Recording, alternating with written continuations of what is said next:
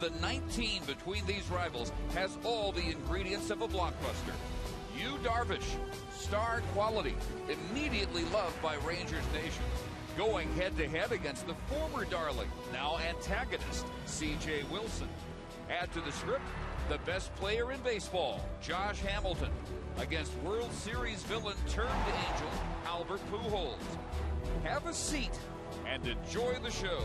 It's Friday Night Baseball on TXA 21.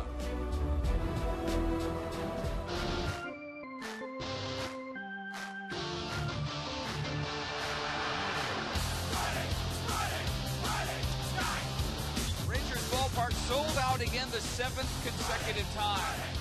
As the season series begins, the first of 19 meetings between the Rangers and the Los Angeles Angels. And welcome, Dave Barnett along with Tom Grieve. Probably not too much hyperbole to say this is as anticipated a pitching matchup, at least for a regular season game, since the Rangers have been in existence, as we get to see head-to-head Darvish and C.J. Wilson tonight. Well, the Angels and the Rangers are the two teams in the West that are expected to battle it out to the finish. We'll play each other 19 times. What a great way to start it off. The first matchup, C.J. Wilson versus Darvish. C.J.'s off to a great start. He's throwing the ball exactly like you would expect, exactly like he has for the last 2 years with the Rangers. And Darvish, after a shaky first inning in his first outing, has matched C.J. pretty much pitch for pitch. So in front of a full house here in Texas tonight, it's a great matchup. C.J. Wilson, as a Ranger, seemed to always be at his best on the road. We'll see if that carries over as an Angel. Former Angel Mike Napoli had a fantastic season series last year against his former teammates. Albert Pujols showing some signs that the bat may finally be in gear. First pitch, Angels-Rangers, next.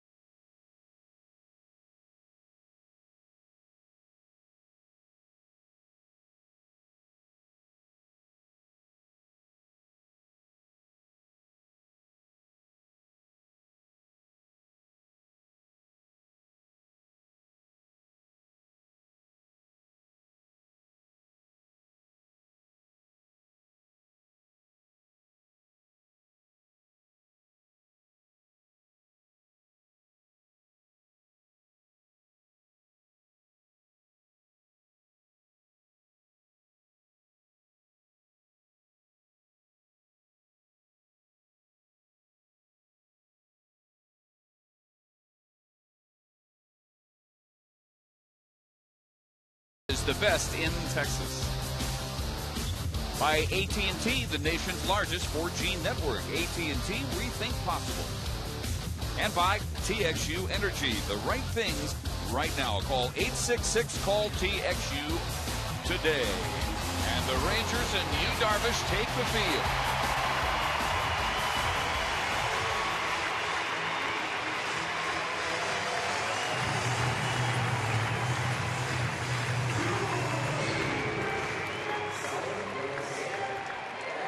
Darvish making his 7th major league start. Coming off his only loss, 4-1, an ERA of 2.54. Well in the top 10 in the American League.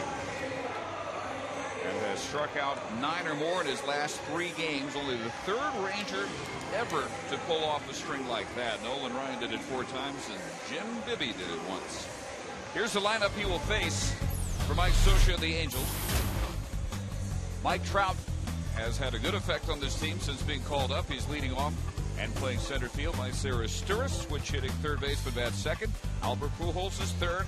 Torrey Hunter batting cleanup in right. Mark Trumbo will be the DH. Howie Kendrick in second. Vernon Wells in left. Eric Ibar will bat 8th at shortstop, and the catcher batting 9th is Bobby Wilson. He'll be catching C.J. Wilson. As Yu Darvish throws these numbers up for his first 6 starts. Finally lost the game in his last start, although he pitched pretty well in Cleveland. It was a quality start, 6 innings, struck out 11, 30 strikeouts in his last 21 in the 3rd innings. He's pitched very well when men have been on base. He's been in a lot of jams because he's walked a lot of guys, but he's been very good at pitching out of those jams. Very calm, and you tend to see his best stuff, at least so far this year, when he's been in trouble. He averages 110 pitches per start. That's the 3rd most pitches per start in the American League so far. And it did not take him long to become a local favorite. Here's the Rangers defense. They had some struggles on the road. Hamilton, Gentry, Cruz in the outfield. Young, Andrews, Kinsler, Napoli the infield, and Torrealba will be behind the plate. Like Napoli single-handedly beat his former teammates more than one occasion last year. He had 356, homered 6 times, drove in 9 runs. And Mike Trout ready to step in and get us underway. Angels were really going nowhere until they called him up, and they are 8-4 since he made his debut this year. They were getting nothing out of the leadoff hitters. It's a fairly well-anticipated ball game. Does not feel like a regular season game in May, that's for sure.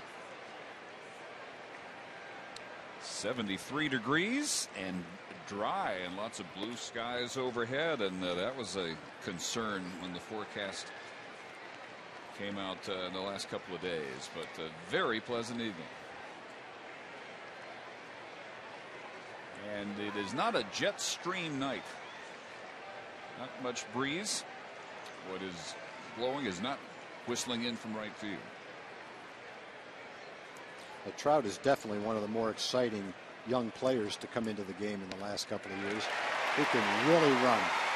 Talking to Victor Rojas, the television announcer, and he said the other day he laid down a bunt and got to first base in under 3.6 seconds, which is extremely fast for anybody, especially for a right-hand hitter. And he and Peter Borges are both in the lineups. They're 2 guys that can, I don't know which one's faster, but between the 2 of them in the outfield, not much falls. I actually posed that question to the 2 of them in their clubhouse last year, and neither one would claim to be the faster. Well, that would be some race. Great high school football player. Waiting for the 2-2 pitch from Darvish, and he strikes out.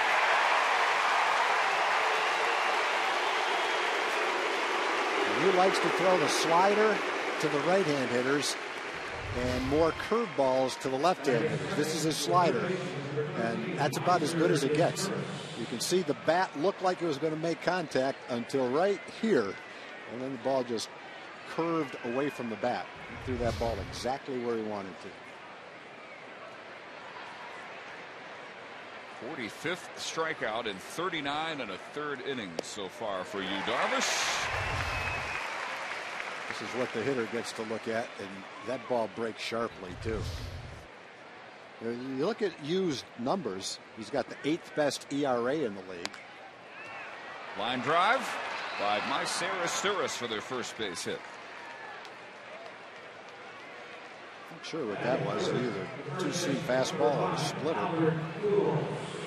But he's got a top 10 ERA, 6th in the league in strikeouts, and he really hasn't commanded his fastball all that well so far this year.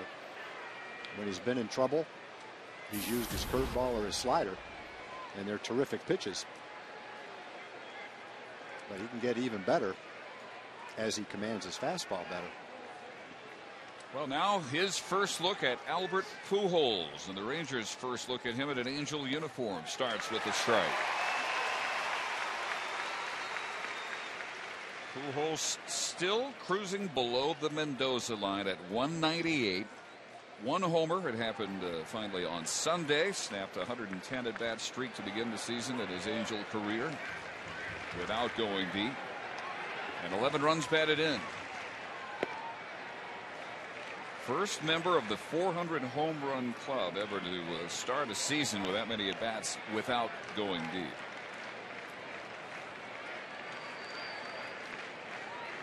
But, showing some signs. 6 RBIs his last 4 games. Drove in only 5 in his first 27 games. And for all that money, the major reason. Angels are 14 and 18. A two-seam fastball that just came right in on the fist and broke his bat.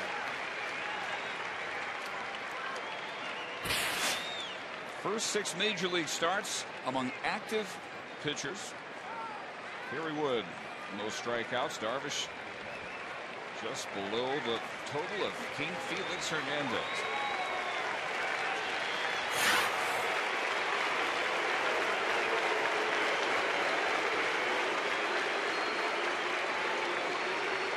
And he has Albert Pujols 1 and 2.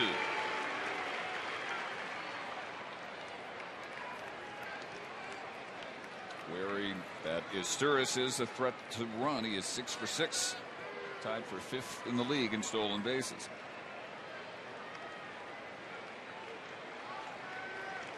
Didn't get his 6th steal last year until June 3rd. And there he goes on a grounder just behind the third base coach, Tito Ebel. Well, you look at Albert Pujols and his struggles so far this year, you really don't have to look any further than walks and strikeouts. In his career, coming into the season, he'd walked 975 times, several times over 100 times in a season, and he'd only struck out 704 times. He had walked 200 times more than he struck out. And this year, it's 16 strikeouts and only 6 walks. Just outside, and it's 2-2. And I'm sure he's experiencing new pitchers in a new league, the pressure of a new team in a new league. But the one thing that he has done is expand the strike zone and swing at pitches that he normally doesn't swing at. Strike zone is Bob Davidson's tonight. Hunter Wendelstedt, Dan Bellino, Jerry Lane. The rest of the crew. Again, Izturis takes off. Broken bat, foul. Chased down by Michael Young. And Torrealba is down, face down behind home plate. Didn't see what happened, but it had to be part of the bat must have hit him. That was the second time that Darvish threw him the two-seam fastball that came way in on the fists and broke his bat. And you just have to think that part of the bat must have come back and hit Torrey somewhere in the side of the head. You know, you don't follow that, you follow the ball. So we really didn't see exactly what happened until the play was over. We'll see it look now. at it now. Watch this ball come in on him. Oh, there it is right there. The end of the bat just came around.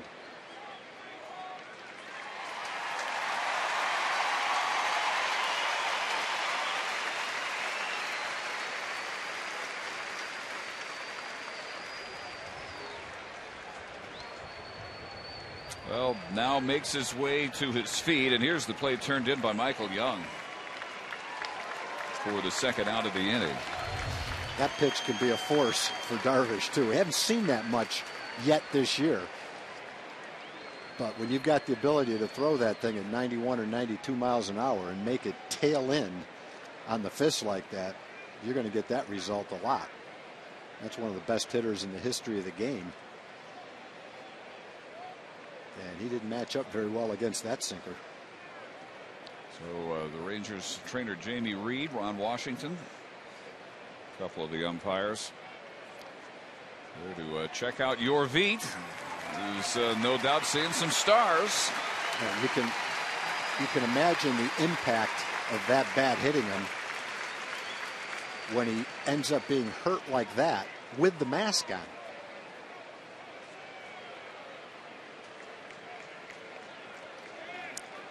Mike definitely has been there before. And Jorvi's going to stay right where he is.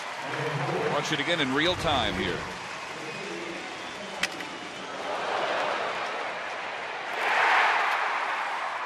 Not to mention the force, the extra force that it has with someone as strong as Pujols.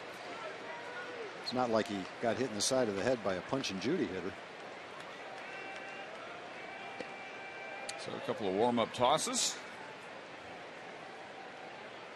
And Torrey Hunter will be the next Angel batter. Torrey always says he's ready. So 2 outs. Istura is still at first. And pride of Prosper, Texas, and his hometown Pine Bluff, Arkansas. Torrey Hunter in an 0 for 18 as this series begins. He has been held hitless in 4 consecutive starts. After a pretty good start, he's down now to 263, 4 homers, 14 runs batted in.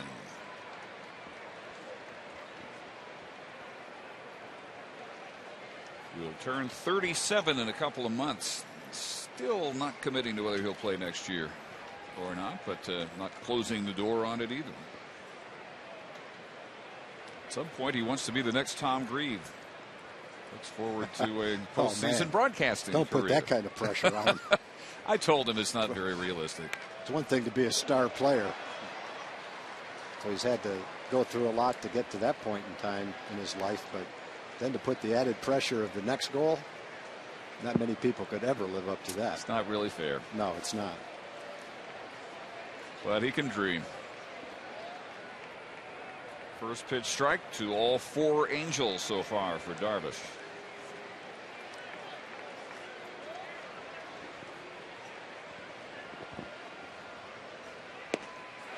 And another one at the knees, 0-2. Locating the fastball pretty well in the first inning. Darvish is the kind of pitcher that you really don't want to get behind in the count with 2 strikes. And he's got such an assortment of pitches, you really just have to look for the ball and hope he can make some contact. Which he can't.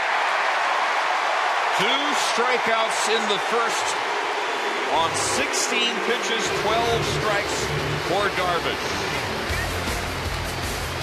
When we come back, C.J. Wilson against his former teammate.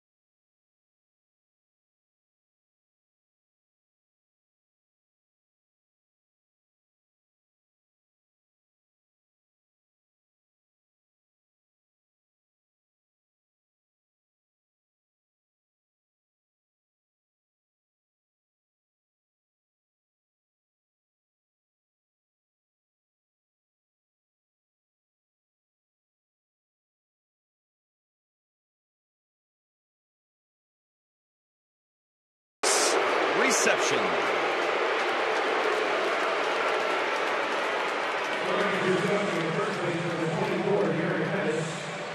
And we'll face this Ranger lineup. Ian Kinsler, followed by Elvis Andrus, swinging as hot a bat as anybody, maybe this side of Josh Hamilton. Adrian Beltre DHing, batting cleanup. Michael Young at third, Nelson Cruz in right, Mike Napoli batting seventh and playing first. Torey Alba and Craig Gentry in the 89 hole.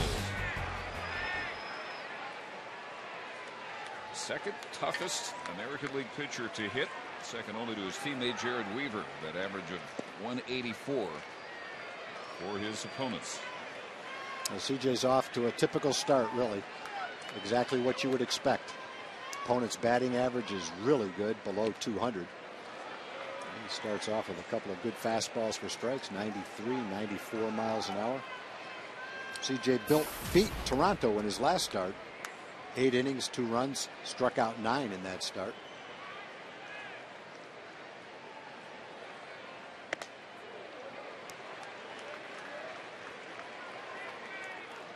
Top 10 in earned run average at 261. 6 starts, all quality starts so far. And he strikes out Kinsler to begin the game.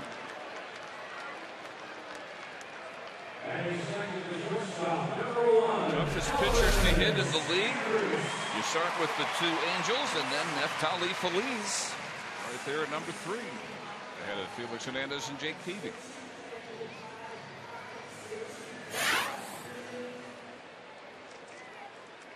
Rangers in this series will next face Jerome Williams tomorrow at noon, and then Sunday night it'll be Jared Weaver against Feliz. Matt Harrison goes tomorrow for the Rangers.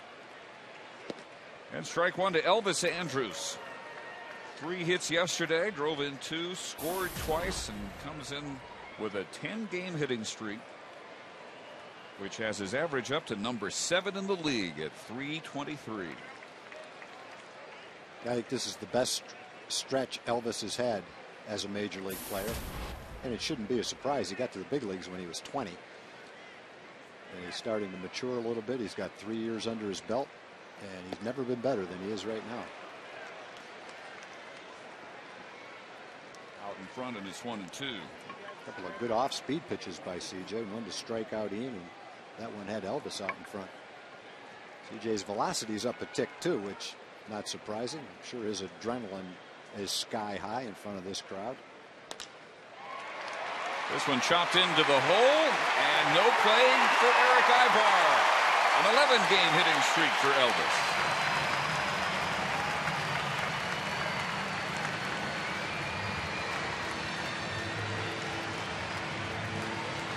The Angels have statistically the best starting pitching in the league, which is not a surprise.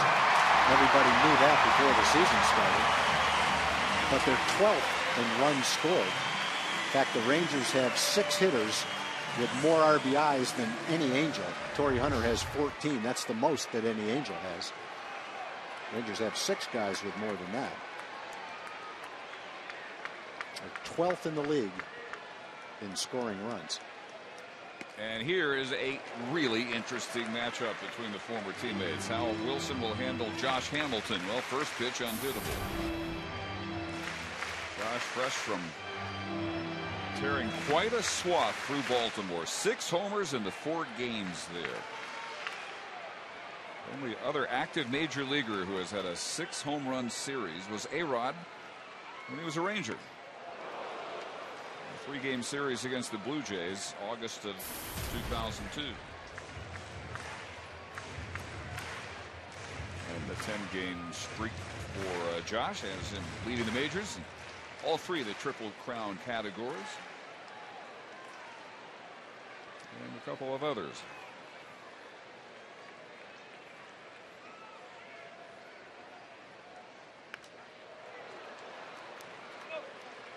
Goes after a pitch up around his fist. It is 1-2. So CJ coming out throwing strikes. 8 of his first 11 pitches. Right at a strikeout per inning, just under it.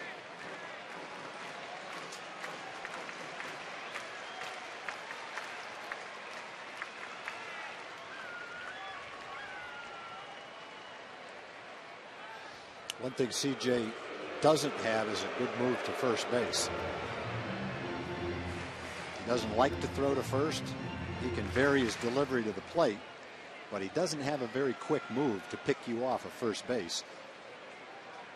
That's kind of nitpicking. There's not much else that you wouldn't like about CJ, but that's not his strength. Elvis takes off. The throw by Wilson is not in time. And no one knows that better than the Rangers, and I would venture a guess that every Ranger that can run will get a good jump and try to steal, because he just doesn't hold runners very well.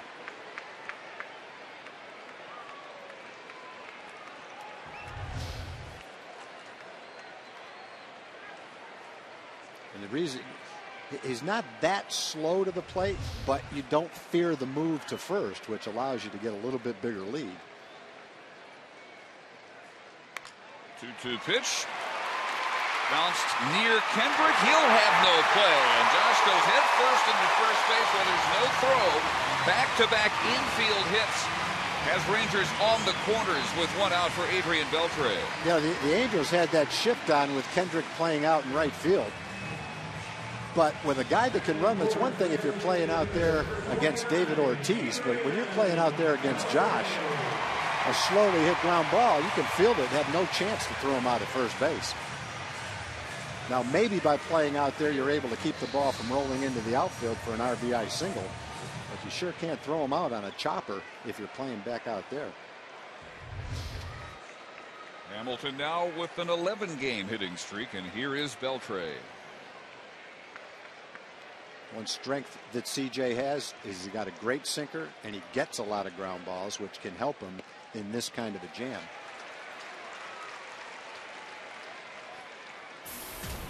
Adrian at .311, tied for 10th in the league.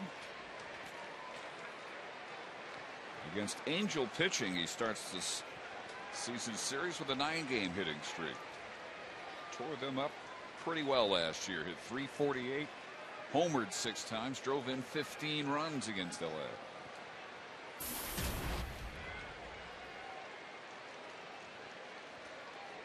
And a chance to get the Rangers a first-inning lead.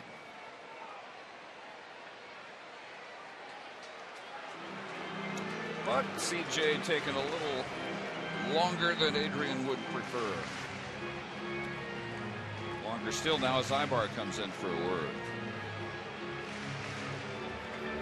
Well, you know, CJ has to be concerned about Hamilton at first base if he doesn't hold him on, because that's a big base. Trying to get a ground ball double play. If Josh steals second, obviously you don't have a double play opportunity. 2 balls and no strikes.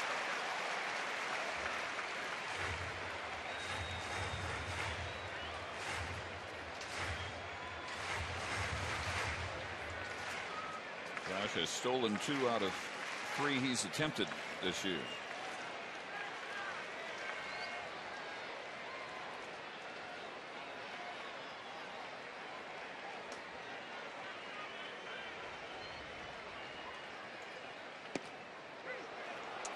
That one just finding the corner for a strike. Barely. Made a perfect pitch, 2-0. Good hitters count, but not when the pitcher makes that kind of pitch.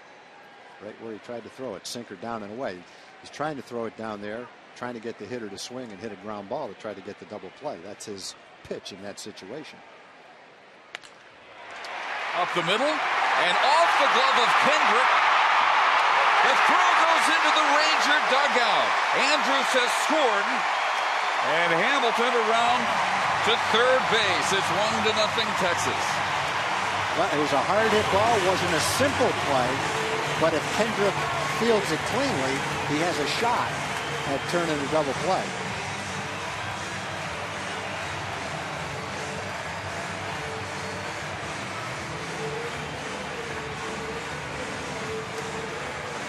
Waiting to hear the scoring decision by Steve Weller, the official score. He's shading him towards second for the double play. He's got to backhand it. He goes down on one knee. The ball was close enough to him to where it didn't look like he had to go down with a dive like that. Just had to reach down and catch it and flip it to the shortstop. Well, he played it into that error. I assume that's an error. Yeah, big play for the Rangers. Might have been the kind of play that you get out of the inning. As it is, you're still in the same jam. 1st and 3rd and 1 out. Well, still no announcement on the scoring decision, but in the meantime, here is Michael Young. I think Kendrick should have made that play, but the way he played it, you could make a case that he played it into a hit. Made it look a little tougher than it really was. Or actually misplayed twice with the glove and with the arm. Yeah, there has to be an error on the throw for sure. Whether or not it's a hit in an error, I guess we're going to wait and find out.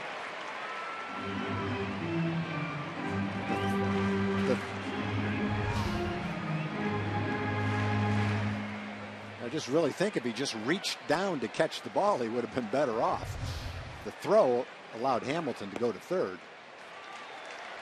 And it is a single, an RBI, and an E4. Okay, good call. 3rd straight infield hit. Keep seeing weird things you just don't ever expect to see this week. Yeah, we're not even in Baltimore.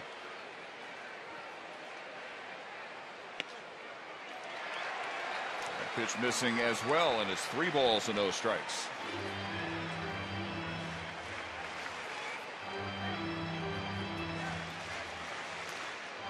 Well, you see a game start with 3 straight home runs. You shouldn't be that shocked to see 3 straight infield hits. Still nothing out of the infield by a Ranger batter. The bad news is it's starting to rain. We thought we had a little bit of a window to get a couple of hours in, but you never know on these kind of nights what's going to develop. And looking on the perimeter of the stadium, there is a lot of darkness. There was blue sky just a few minutes ago, and it is really receding quickly. A gray, heavy ceiling on top of the ballpark as Michael takes ball 4, and the bases are loaded for Nelson Cruz.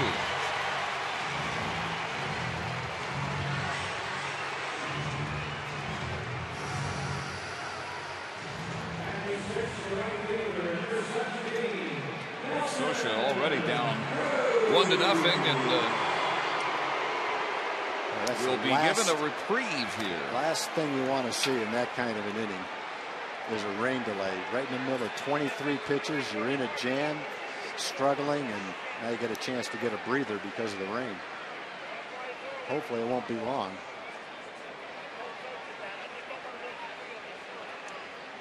Jerry Lane is the crew chief, and the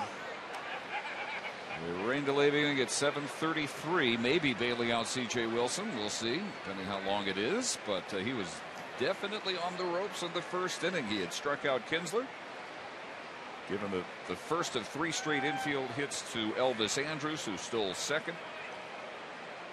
Took 3rd on the Hamilton hit, scored on Beltrés, and the throwing error by Kendrick tacked on. Then the walk to Michael Young, loading the bases. 23 pitches, only 13 strikes so far from CJ. But it is really coming down now. It is a downpour, and they are hurrying as much as they can to get this tarp on. This is harder than it ever rained the other night during the rain out in Baltimore. Bigger drops coming down at a much heavier pace. Yeah, it doesn't matter how hard it rains, it's how long it rains. The field will drain, so hopefully this will be a huge downpour that won't last very long, and we'll get right back and play some baseball. You don't have to worry about a rain out if it stops, no matter how hard it rains. And it's covered. Always impressive to see how fast the ground crew can take care of a situation. So 7:33, we begin a rain delay at Rangers Ballpark. Sold out for the 7th straight time, first in franchise history. Even soggy nachos are good nachos. So we will report back when there is news about hopefully resuming play. But in the meantime, hope you enjoy Texas music scene, and then later on we hope to have a lot more baseball, the Angels and the Rangers.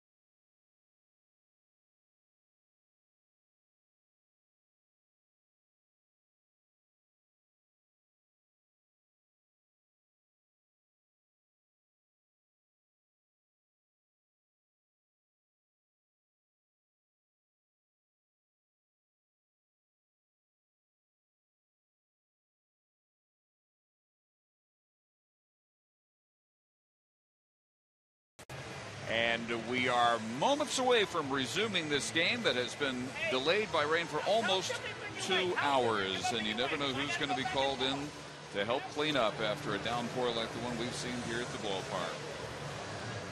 I think all Josh Hamilton does is hit home runs. Here's what's happened so far. Darvish took them out and immediately struck out Mike Trout, the leadoff hitter, and Torrey Hunter, allowing only a single by Maicer Izturis. In the bottom half of the first, C.J. Wilson gave up the first of 3 straight infield singles to Elvis Andrus, who stole second. Josh Hamilton followed with an infield hit, and so did Adrian Beltre with an RBI and an error on the second baseman, Howie Kendrick. 22 pitches, all the fans will see tonight of C.J. Wilson, as Jerome Williams, who had been the scheduled starter for tomorrow's game 2, will resume the bottom half of the first inning for Mike Scioscia and the Angels. So, Tom, simply a case of C.J. not being able to get loose again after a 2-hour delay? Well, I don't think he even tried to get loose. He never came out. Jerome Williams came out about 40 minutes ago. I think Mike Scioscia made that decision that he didn't want to bring C.J. Wilson back. They had an off day, so their rotation is set up fine. Williams is supposed to pitch tomorrow. Jared Weaver will pitch tomorrow on regular rest, so it doesn't cause them any problems, and they just didn't feel after 23 pitches in the first inning that C.J. was ready to come back out. So after a delay of 1 hour and 57 minutes, Nelson Cruz grounds the first pitch through the hole for a base hit, and that will score 2. Hamilton and Beltre are home, and it's 3-0.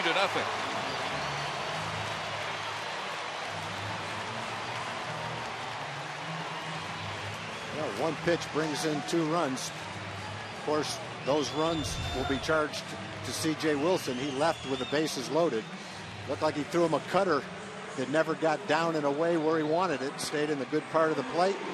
They just snuck it by Izturis by about a foot for 2 RBIs. And here is Mike Napoli, who had the catching gear on while Darvish was warming up in the bullpen moments ago. Napoli was the first baseman and the top half of the first inning. As Darvish saw in an Albert Pujols swing, a follow-through, ended up making contact with the head of Yorvit Torrealba, knocked his mask off, stunned Yorvit for several minutes, and it's looking like Napoli will be the catcher from here on in. He grounds one to Izturis, and it is dropped at second base by Kendrick. Everybody's safe. I think he's going to be safe anyway. Kendrick is having a tough first inning. He booted the ball that Beltre hit. He dropped that ball, but I'm not so sure Nelly didn't beat the throw anyway. Izturis played it down the line on a big hop. Didn't get a whole lot on the throw. Now let's take a look. Let's see if Nelly had this ball beaten anyway. Safe anyway. Sure did. You give him a base hit on that. If he couldn't get him at second, he probably wasn't going to get him at first either. Scored as a fielder's choice. So loaded up for Mitch Moreland, who is batting in Torrealba's spot, and obviously will take over at first base with Napoli moving behind the plate. And he goes after the first pitch.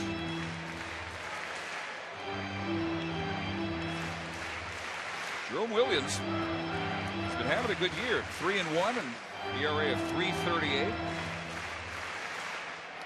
Has won his last 3 decisions, has thrown 4 straight quality starts since he lost his season debut April 15th at Yankee Stadium. He kind of resurrected his career last year. He's bounced around for a long time. His first professional year was back around 1999. He'd been in professional baseball for a long time. He's amassed about 3 years of big league service. But he got called up to the big leagues last year by the Angels and pitched pretty well for him. Earned a starter spot in spring training. Pretty nice changeup right there to Mitch.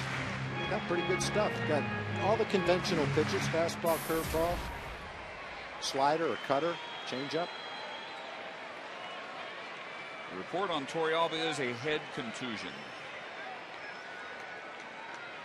So Moreland now in the 8-hole. And that one is headed toward the hole. Ibar makes the play and gets only the out at second base as Michael Young comes home with the 4th Ranger run of the first inning.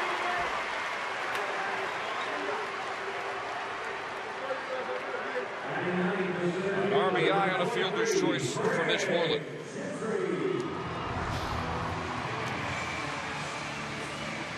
Well, the Rangers have had some good fortune in this inning. That's pretty obvious. But a lot of the ground balls, almost every one of them, has been to the left, to the right. None of them have been right at the infielder. None of the plays have been easy for them to make. And the Rangers have benefited with 4 runs. And bat around as Craig Gentry swings at the first pitch. And all 4 of those runs are charged to C.J. Wilson, and even with the error, they are earned runs. So C.J. in a 22-pitch, 1/3 of an inning outing. 3 hits, a strikeout, a walk, and 4 runs. ERA was top 10, 261 coming in. Not anymore. 0-2 to Gentry. Craig hitting well after going 0 for 6 in his first 9 games. 316 his last 16. And the start in center field tonight, his 12th of the year.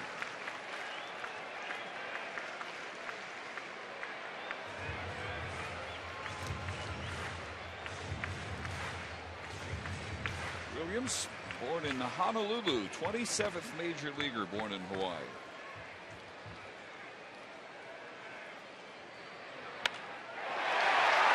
Well hit into the corner, and a dive by Vernon Wells can't come up with it. Cruz is home. Moreland is home. It's a triple for Craig Gentry, and it's 6-0.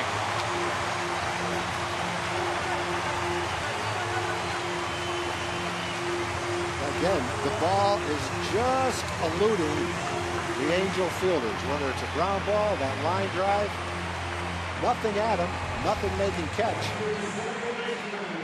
Hanging breaking ball that Craig rips down the left field line. Rangers bat around. Wells giving the effort, but it ends up with Gentry driving into 7th and 8th runs of the season. And back to the top of the order, and Ian Kinsler, the only man retired by C.J. Wilson on a strikeout.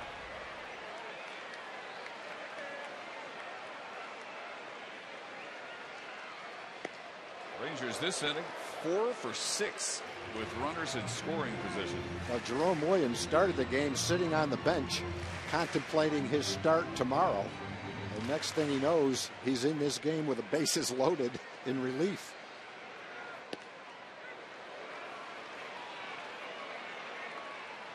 He's faced 4 hitters, given up a single, a triple, and 2 runs. So Darvish, whenever he takes the mound again, in a very different circumstance. This pop up straight back and out of play.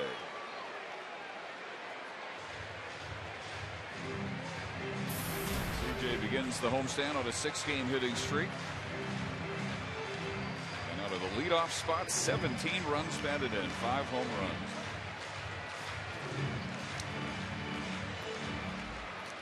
Rangers landed just before 3 a.m. after playing a doubleheader in Baltimore. Any questions about fatigue have been answered emphatically in this bottom of the first. 5-5 road trip. Ron Washington's team left with a 5-game lead on the Oakland A's, who are already in the bottom of the second. Out west, leading Detroit 2-1. A smash to second, and Howie Kendrick Goes to Pujols to finally end the Ranger first inning. 6 runs, 5 base hits. A man left at third, and Yu Darvish back to work in a moment.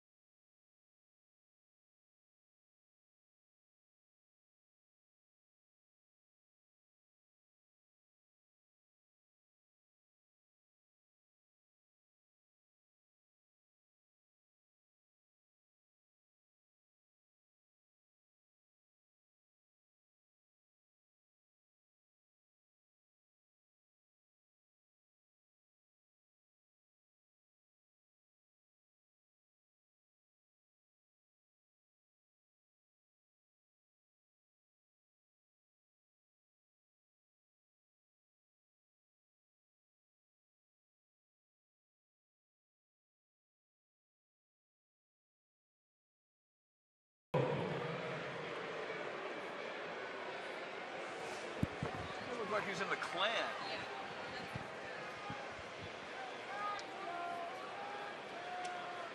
Top of the second, it's already 6-0. Let's welcome Joel Thomas. Thanks, Dave. Hey, getting a little bit of light rain out here, but it's not chasing away these Rangers fans like it did the starting Angels pitching, that's for sure. We're in Community Corner tonight to talk, ironically, about weather. This Thursday is Weather Day, brought to you by the Rangers, TXA 21, and CBS 11. It's a chance for local students to learn about Texas weather, safety, thunderstorms, hail, tornadoes. They'll also see a demonstration of weather balloons and how clouds form and how we put the weather on the air. That's right before the A's game Thursday. There are still tickets for that A's game, by the way, 972 Rangers or TexasRangers.com. And hopefully we're done with our severe weather lessons for tonight.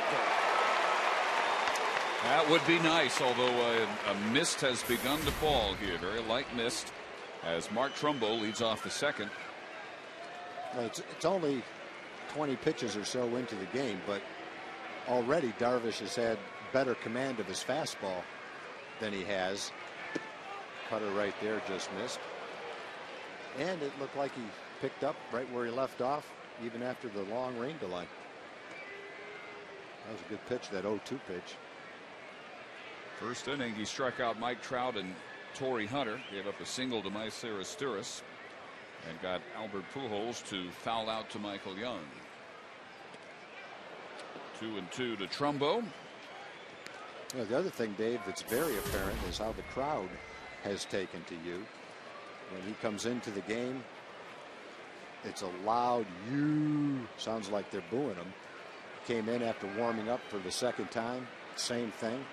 Went out to the mound to start the second inning, same thing. So it's a nice little thing he's got going on right now. His third strikeout. Well, you can lay off that thing for a while, but eventually he gets you to swing at it. If you watch the game against Cleveland, Cleveland started 9 left-hand hitters. And the breaking ball that you used to them was a curveball, breaking straight down. The Angels have more right-hand hitters in the lineup, and he doesn't throw as many curveballs to them. He throws a slider. And he's had pretty good luck with it. All 3 strikeouts have been with a slider. 10 of his 11 strikeouts against Cleveland were with a curveball, or close to 10. One was a high fastball that someone swung and missed at. So 1 out, and here is Howie Kendrick. He's already had a difficult start, committing an error, but hitting .452 so far in the month of May.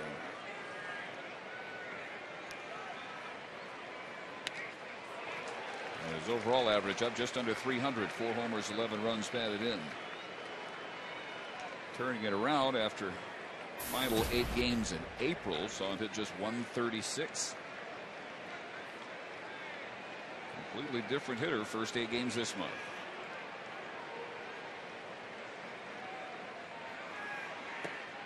He lays off that same pitch that just got Trumbo. 2 balls and a strike.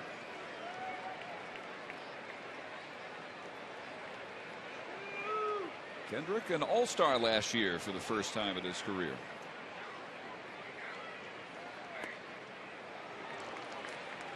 And the first 3-ball count of the evening for Darvish.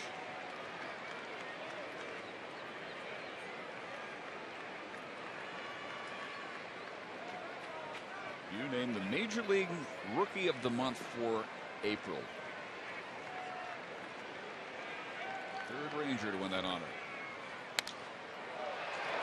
High pop up into shallow right field.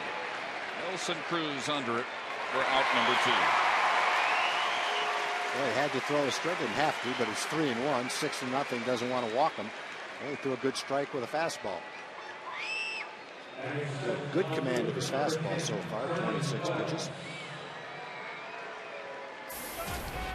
So with 2 outs, here is Vernon Wells. Vernon at .231 after hitting a career low .218 last year and coming over from the Blue Jays. And he goes after a 95-mile-an-hour first pitch fastball. Wells just had a 4-game hitting streak. Snapped Wednesday, going 0 for 4.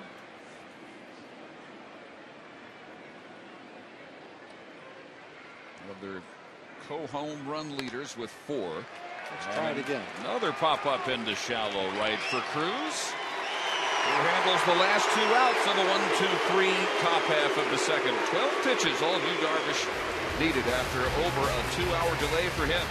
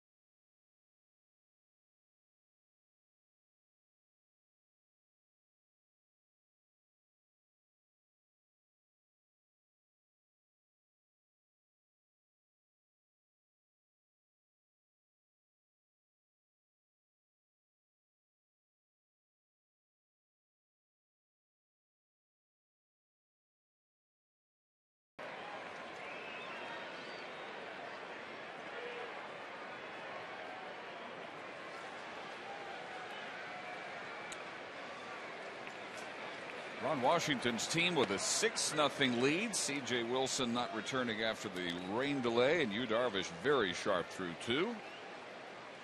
So the bottom of the second, Andrews, Hamilton, and Beltre against Jerome Williams. And charging is Asturis from third. 1 gone. Ranger fans, don't forget to text your thoughts on Wash's call to Mark McLemore at 469-209-2121. If he reads your text in the postgame show tonight, you'll win a $50 sporting goods gift card from Metro PCS. The text again is 469-209-2121.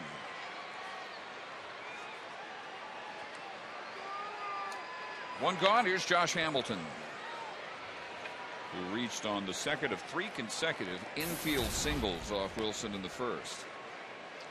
He got an infield hit, and I was hit to Kendrick's right, but Kendrick was playing, where he is now, about 10 to 15 feet out in right field. High to right field. Hunter at the wall, looking up, gone. Number 16 for Josh Hamilton. Well, the fans had just read about the home runs in Baltimore. Some of them might have seen them on TV. Josh wanted to make sure they saw it in person. And maybe Jerome Williams didn't see him. Otherwise, he wouldn't have thrown a pitch so close to the strike zone.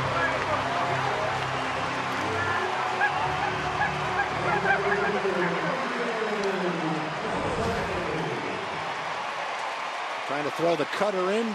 Got it in, but not far enough in the way Josh is swinging right now.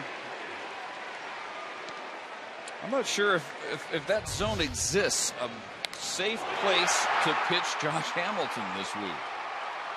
No, it's not close. It's not close to a strike, that's for sure. 6 home runs in 4 games in Baltimore, and already won in the first 2 at-bats of this series. Now, to a lot of people, that's a pretty good pitch, and to a lot of people, the result is a ball off the handle and a weakly hit ball. But if you saw the pitch that Josh hit off Tommy Hunter, that was a better pitch than that. It was more inside and more down, and he still golfed it out of the ballpark. You realize that it takes more than that kind of pitch to get him out right now. Bat is shattered as Ibar handles the roller off Beltre for the second out. One of these classic towering drives by Josh, 387 feet. Well, in the overall scheme of things, he missed that ball. For some people, that's a pretty good home run. For Josh, that's like a pop-up that he got underneath and really didn't get all of it. Otherwise, it doesn't go 2 rows back in the lower deck. Several rows in the upper deck. Yeah, if he really gets it. Or more. So with 2 outs, here's Michael Young, who walked in the first and scored the 4th of the 6 runs. First 4 of which were charged to Wilson.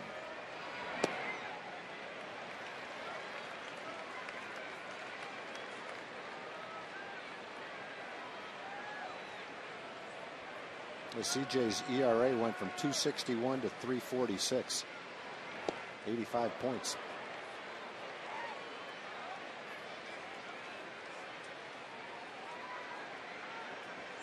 And you just know that when he thought about what he wanted to happen on his return to Arlington, I don't even know if you asked him a worst case, if he would have come close to what reality turned out to be for him. Only able to go 22 pitches because of the conditions, the elements, and having such a bad time in those 22. Young strikes out to end the Rangers' second, but another run on another Hamilton home run to make it 7-0.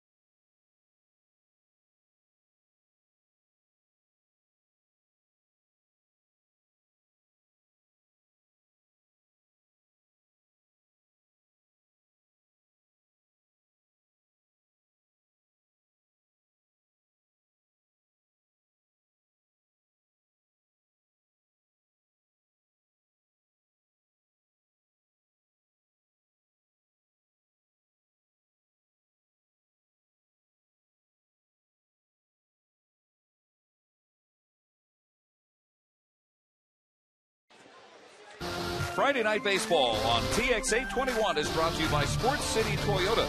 Go to sportscitytoyota.com. We'll deliver anywhere in Texas. And by Whataburger, proud to serve it hot and fresh 24 hours a day. Darvish's first pitch of the third by Eric Ibar, pop foul. Ibar, Bobby Wilson, and then back to the top of the order and Mike Trout as Josh Hamilton. What a nice welcome back out to right field by some of the fans that were there to catch his towering home run to make this a 7-run game. First 2 innings, 3 strikeouts, only 1 hit allowed by Darvish. Getting a fastball into the righties, and he's getting it into the lefties too. Good command with his fastball today. Rough start this year for Ibar and so many other Angel hitters. Ibar might get a look at the curveball right here. 2 fastballs. First pitch strike to 7 of the 8 Angels he has faced so far. Darvish gets him looking. Goodbye. That's the old Dixie Doodle right there. There's no way the first time that you see Darvish after 2 94-mile-an-hour fastballs in that you could hit that pitch. And Ibar knew it. He's walking off before the umpire even called it. And it's just a very tough pitch to hit first time you see it. And for Cleveland, it was a tough pitch to hit no matter how many times they saw it. So first Angel caught looking. Here's Bobby Wilson. Batting .222 with 1 run batted in.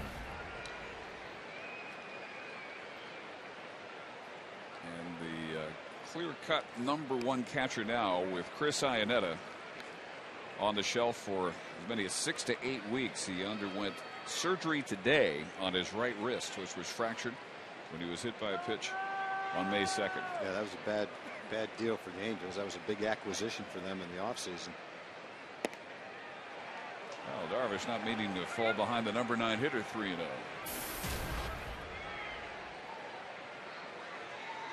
So now the backup catcher John Hester.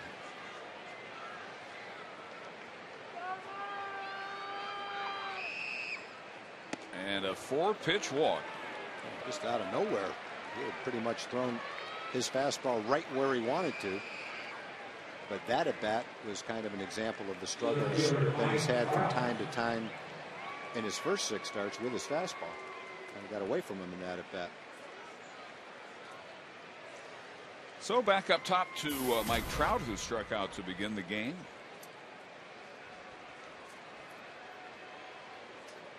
Mike Trout, the most anticipated Angel rookie in some time. First round pick 2009 out of Millville, New Jersey.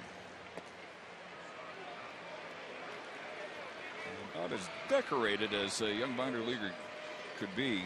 In parts of 4 seasons, he had .342. He is the youngest player in the American League for the 2nd straight year. At 20, only Bryce Harper at 19 for Washington is younger in the major leagues at the moment. First 2 miss here. 6 straight out of the zone for Darvish.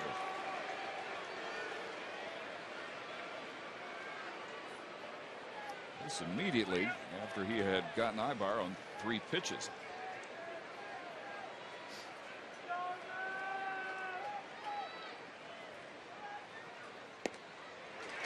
In there at the knees that time.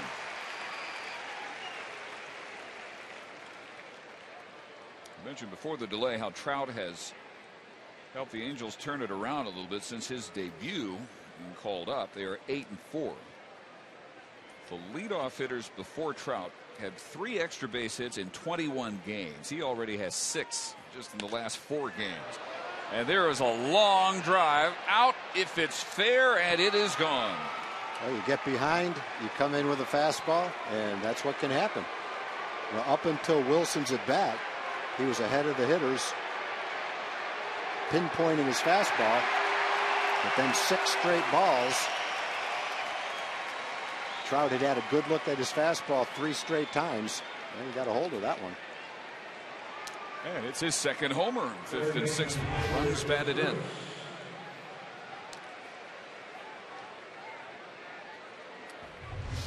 talented to miss a pitch that inviting. So it's 7-2.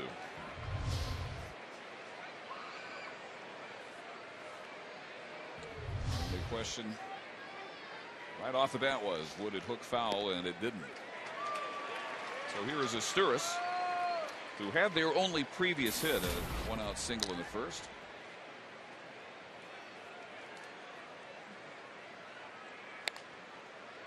Grounds the curve to Kinsler's left. He's there for out number 2.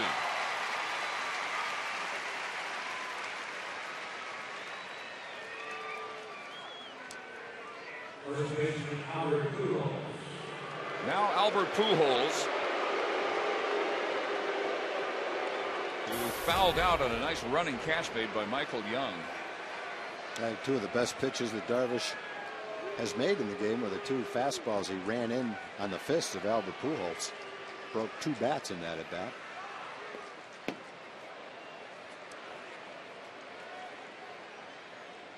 That is how pitchers have been having some success against Pujols, working inside to him.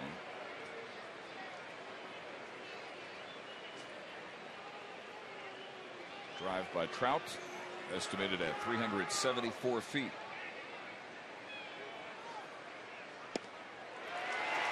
And the breaking ball drops in.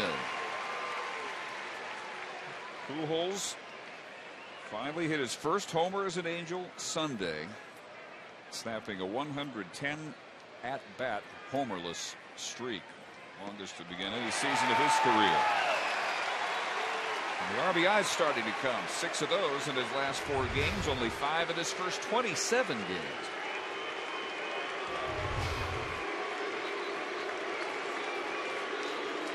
But still below the Mendoza line, 197 this at bat, and down 1-2.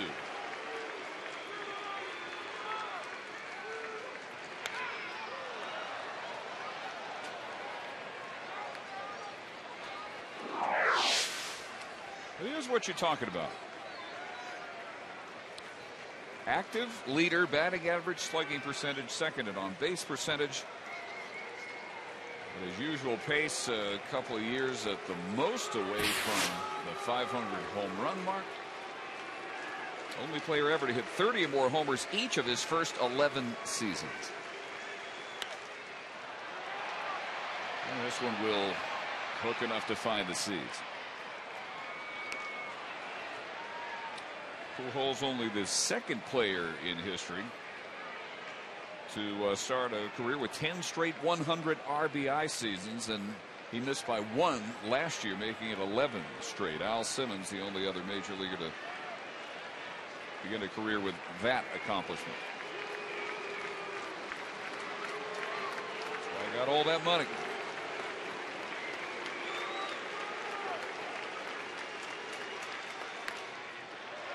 This pop-up, playable, and again it's Michael Young in foul territory to retire Pujols. And again, he got him to swing at a pitch out of the strike zone both times. Angels on the board on the 2-run homer by Mike Trout. Cruz to lead off the Ranger third.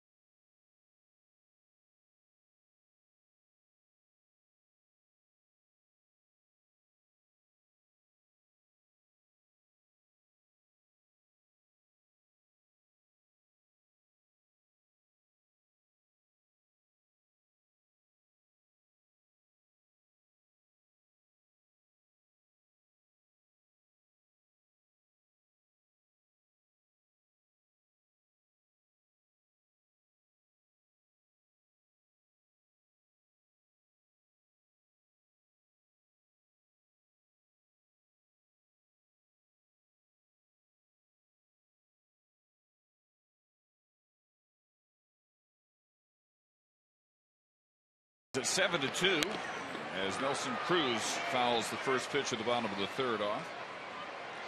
Nelly with one of the two big hits of the Rangers' 6-run first, a 2-run single on the first pitch thrown after a 1 hour 57-minute rain delay by Jerome Williams.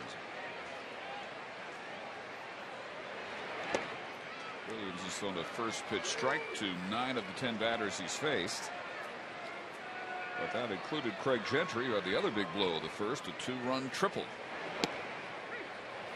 Dave, the rain delays got me a little bit out of my rhythm as far as my announcements and thank yous go, so I'm going to have to start kind of pecking away at them. Time to catch up, that's right. Yeah, time to catch up a little bit. Got a bunch of things.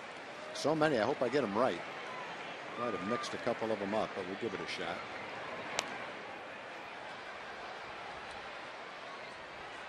I'd like to thank Michael Collette and Madison Dixon. They're here tonight. They sent me up a ball marker and a divot repair tool. Very nice. Listen to the games. They know we golf a lot.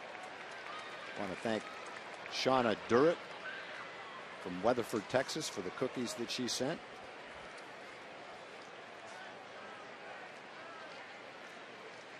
Those were those huge cookies, too. Those were great looking. The Garretts of Heath sent up some Ranger cookies. We did share those, by the way. They said we didn't have to, but we did. Shirley Coast, our cookie lady. Glad to know that Shirley's feeling a little bit better. Doesn't keep her from baking a great batch of cookies, though. Thank you, Shirley. I hope you're feeling better and better as time goes on, too. Well, Williams, after getting ahead of Cruz, loses him, and that is the first walk for Williams. Got some birthday wishes for 1-week-old Garrett Porter. Garrett Porter, one of the Rangers' newest fans. I know he's going to grow up to be a Ranger fan. The Shaw family from Garland, Chris, Dawn, James, and Madison. I believe they're the ones, Dave, that sent up the banana pudding. Oh, that giant bowl of banana pudding, which, by the way, is gone.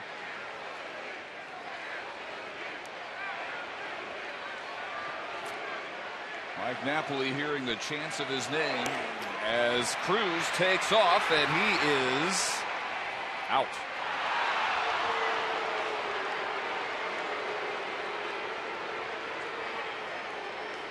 First out. Cruz caught stealing after the leadoff walk by Bobby Wilson. I also want to thank Kristen. Didn't get Kristen's last name, but she sent up a number of cupcakes. And a great throw by Bobby Wilson as he guns down Nelly trying to steal second base from her cupcake shop in Arlington. Thank you very much, Kristen. That was a great shot of it. Looked like the ball had a chance to pop out of the glove, but umpire kept a good look at it. The ball stayed in the glove, and Bobby Wilson gunned him out.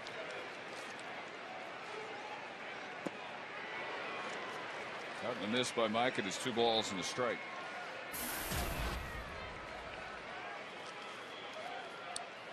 Really terrorized his former team last year. The final series of the season out in Anaheim comes immediately to mind. Hit a lot of shots that look just like this one.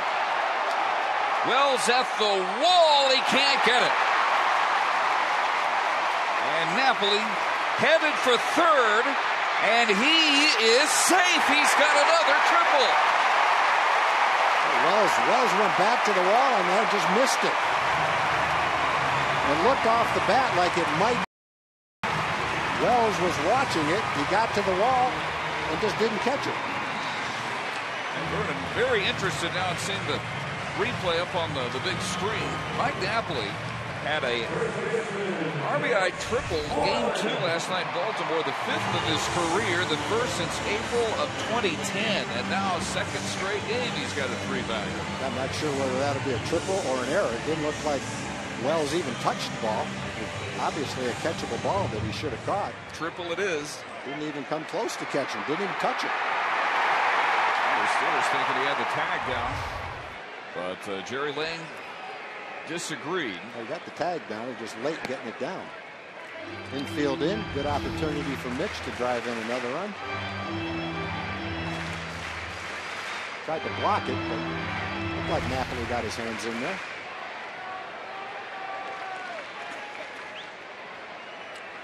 A chance here for Moreland. And he rips it just foul, boy, by inches. If that was foul, it was foul by an inch. Hunter Wendelstedt was right on top of it. He had the closest view of it.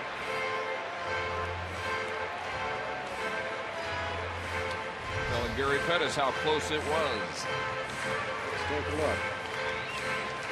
Wow. I can't tell from that view. Maybe this one. 2 inches, maybe. I gotta go by his call because I can't tell. He was right on top of it. H in the first drove in a run on a fielder's choice, hitting for Yorvi Torrealba, who could not come back after the rain delay because of the head contusion suffered on the follow through the swing by Pujols. You got the infield in, so a ground ball gets through the infield pretty well. Fly ball gets the run in. Just got to make contact. And he drives it deep to left center field. Wells makes this catch, but right up against the wall, and Napoli can walk home from there. It's 8-2. Well, Wells caught the tough one. That's a nice running catch in left center field, and he missed the easy one. That's exactly what you want right there. You want to get that run in. You get a gift, triple, an opportunity to get back one of the runs that Trout knocked in with his 2-run homer. Just got to get the ball up in the air. Mitch almost got it up and into their bullpen.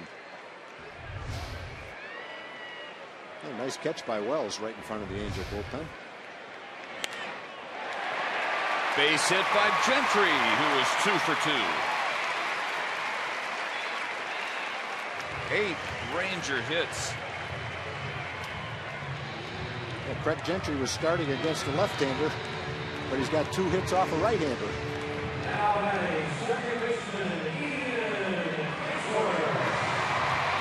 And already hitting for the 3rd time now will be Ian Kinsler, who is struck out and grounded out. You got to like Darvish. Darvish is on the top step. He does have a jacket on. Usually he doesn't even put a jacket on. Watching the game. He's not even sitting down like most pitchers do. Straight up on the top step watching the game. It's getting quite a show, too. It's a little chilly. Down in the low 60s and breezy. Makes sense to have a jacket on. Gentry running, and he is easily in there with a stolen base. Craig now for his career 23 for 24. 4th this year. Running is definitely in the Rangers' plans. Gentry gets a good jump at, I think the one, well, Craig is obviously very fast. That's his best attribute, but he gets to full speed in a step or 2. The acceleration is really good with Craig. Check swing. Comebacker handled by Williams. But the Rangers get a run back on the Napoli triple.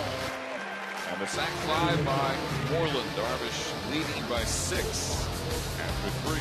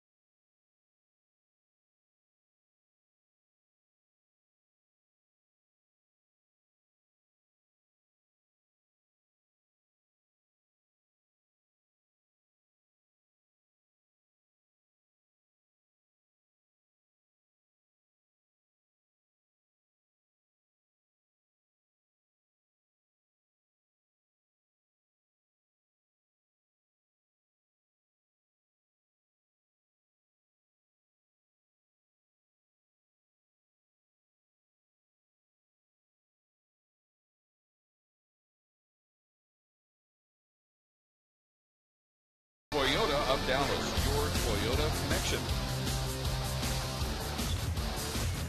8-2. And into the fourth inning where Hunter, Trumbo, and Kendrick will hit against Yu Darvish, and Torrey showing bunt before taking a strike. He struck out to end the first.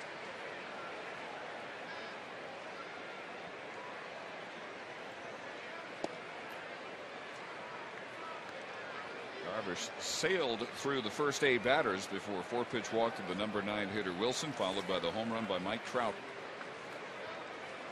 Only the third allowed by Darvish as a major leaguer. High, deep drive into the right field corner and foul. Bouncing over the wedge out there.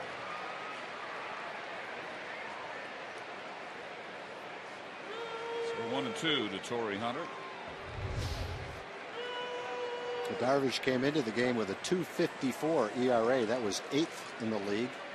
He had 44 strikeouts. That was tied for 6th. 44 strikeouts in 39 innings. 30 strikeouts in his last 21 2/3, averaging about 110 pitches a game.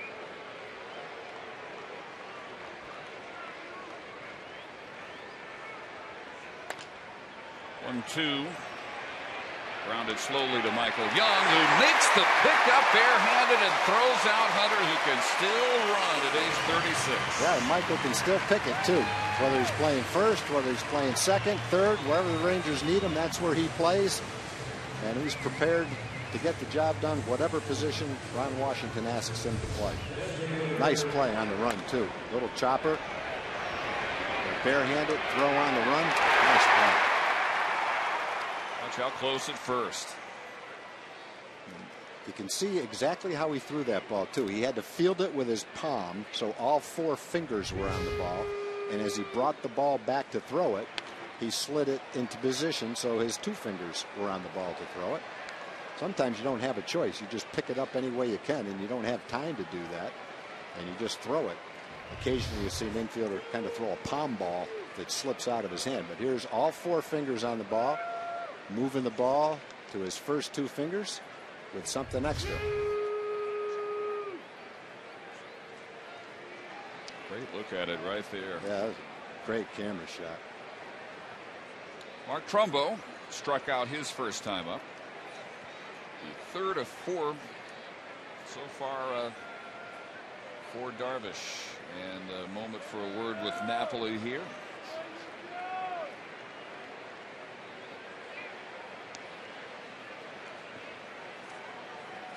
Dr. Pepper brings you fantastic savings for Ranger home games in May. Upper level tickets for only $10 or Lexus Club Terrace tickets for $15. Bring any Dr. Pepper can to Rangers Ballpark or enter Dr. Pepper as the coupon code on TexasRangers.com.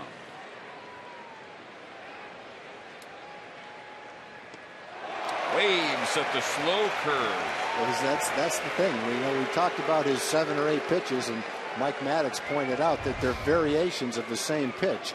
He throws a hard curveball that he was using in Cleveland to the left-hand hitters. That's his slow curveball. It breaks a little bit more, and it's probably 4 or 5 miles an hour slower. There's the hard curveball. Question for Napoli before the game was, how many pitches does Darvish legitimately throw, and how many does CJ throw? Because CJ always claimed to have, whatever, 8 or 9. He said CJ throws 5, and Yu Darvish has a legitimate 8-pitch arsenal. Now they don't necessarily have 8 different names. I don't think there are 8 names for pitches. Even if you go to screwball, knuckleball, ephus ball. We counted the 2 curves, the hard and the soft. It was the exactly. hard. Hard curve, slow curve, hard slider, slow slider. There's a slider. Second time Trumbo's missed one of those pitches. I'm glad I didn't have to hit against him. I'd have gone 0 for 100 against him before I finally quit. How many strikeouts have we already seen on pitches that end up a foot and a half out of the strike zone with that kind of frustrated look that we just saw Trumbo? So 2 outs. And here's Kendrick, who flied to right his first time up.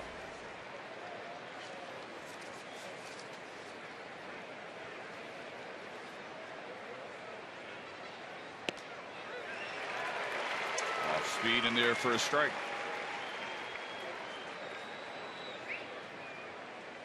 Angels 14 and 18, last in the West, 7 behind the Rangers beginning this series. And you know, they were looking at it as a chance to immediately get back in the race, kind of a race, hopefully in the minds of their fans. How disappointing they've been through 32 games, 4 games under 500, and that represents some progress. On the other hand, it's 2-2. The Rangers look at it as, all right, they're down 7 now. What would it take to have them leave here down 10 games? The one thing you know about the Angels, they can't hit like they're hitting right now all season long. They will start to score more runs, and they have one of the very best starting pitching staffs in all of baseball. And with that kind of pitching, they can put together a streak and win a lot of games. So it's only 30-plus games into the season. There's a long way to go.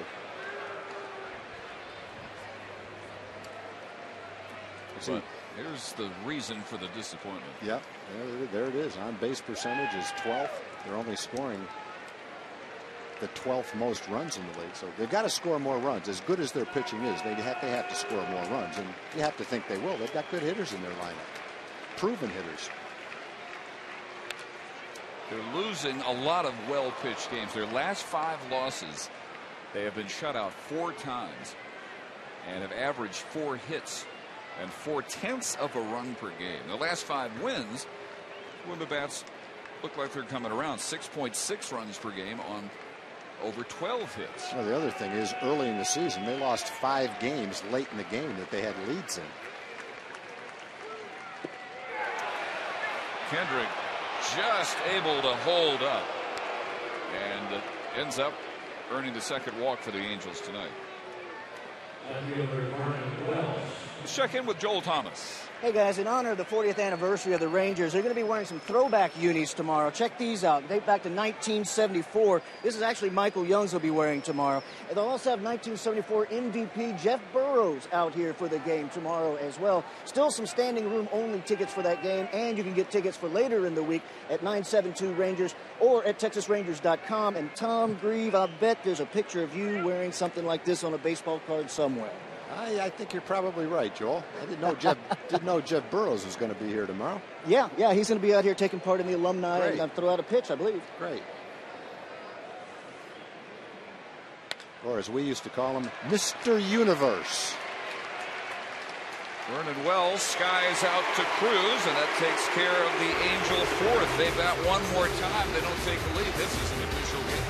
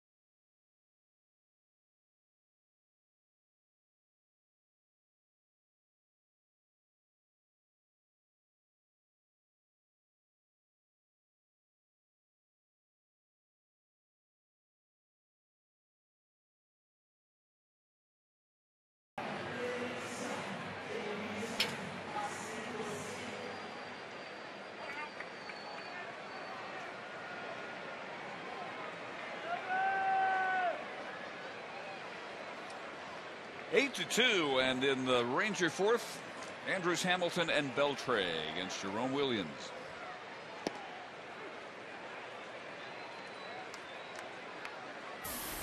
Elvis in the first inning, an infield hit, a stolen base, and the first of the Rangers' 6 runs. Last time up, he grounded to third.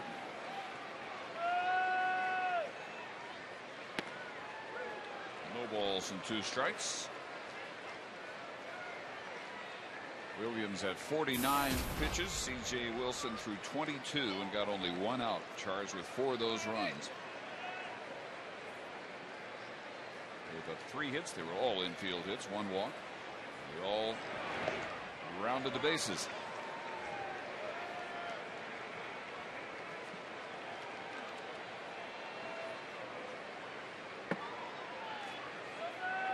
No sign at all of fatigue by Ranger team that played a doubleheader and arrived from Baltimore about 3 in the morning. Soft line drive caught by Kendrick. The next dollar hot dog night is this Wednesday against the Oakland A's. You could save 50% on tickets for this ballpark tradition when you purchase them on TexasRangers.com. Get your Ozarka website Wednesday tickets and plan your trip to Dollar Dog Night at TexasRangers.com/specials. Josh Hamilton had one of those infield hits in the first off Wilson, and hit one 387 feet into the right field seats in the second.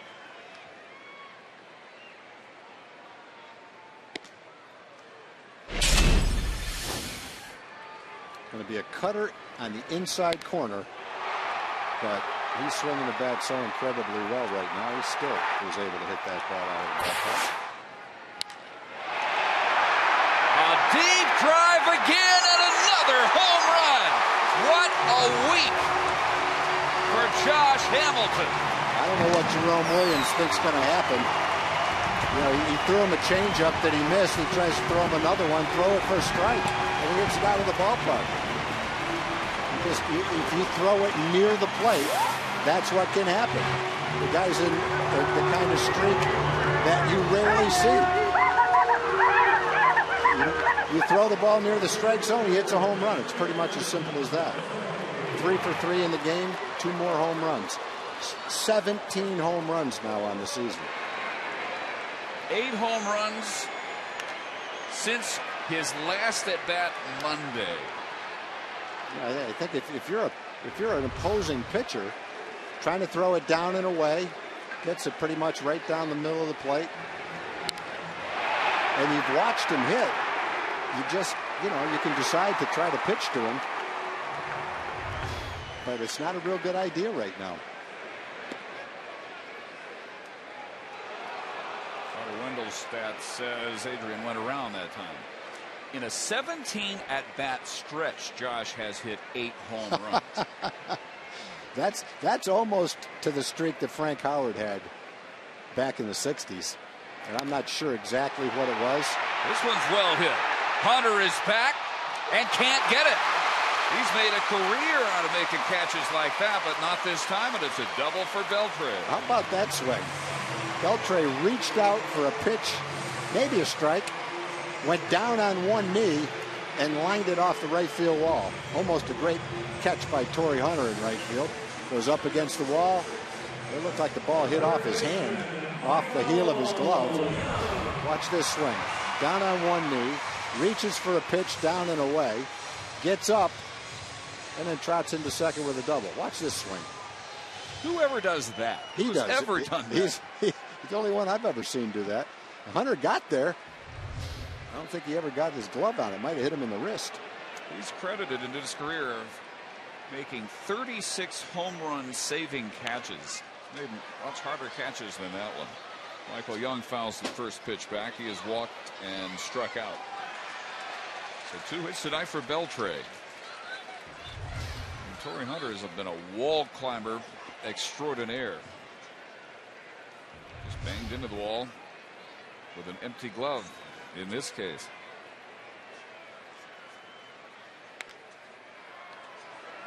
Another perspective on Josh Hamilton. 2 homers tonight, giving him 17 for the season. The San Diego Padres roster has 13. The Angels roster has 26. One of which has come from Albert Pujols. And Josh tonight with 17 home runs and up to 40 runs batted in.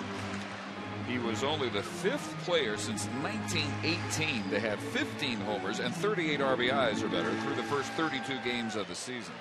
Pujols did that 2006. A-Rod did it the following year. You remember how many home runs Josh had in spring training up until the last day of spring training? None? Yeah, didn't have one. Slow Smart roller. hitter. He was saving him for the regular season. Nice play by Asturis for the second out. And he was a little bit concerned Yeah, about the kind lack of, of homers. kind of. He admitted as such. It's all a matter of timing. When the bell rang, he found his timing. He found it, and boy, is it ever locked in. I mean, his teammates are pretty much in awe. They see him every day.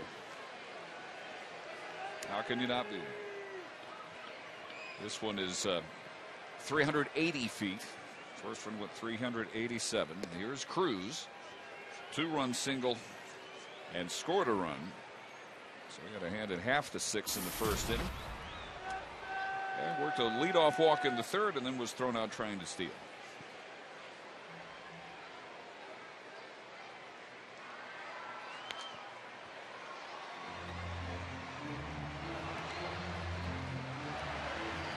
What a throw for the fans. The team comes back into town after the incredible series that Josh had in Baltimore, and then he just picks right up where he left off, and they get to see the same thing.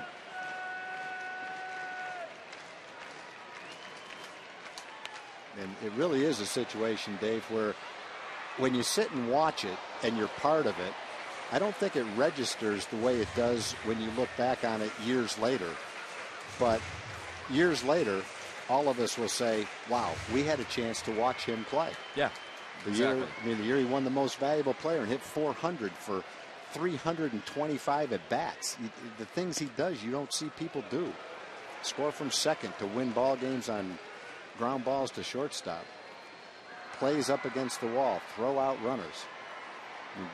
I don't think anybody does, but in case there's a threat of it, don't take for granted what you're watching right now. It's rare. Outside 3-2 to Cruz.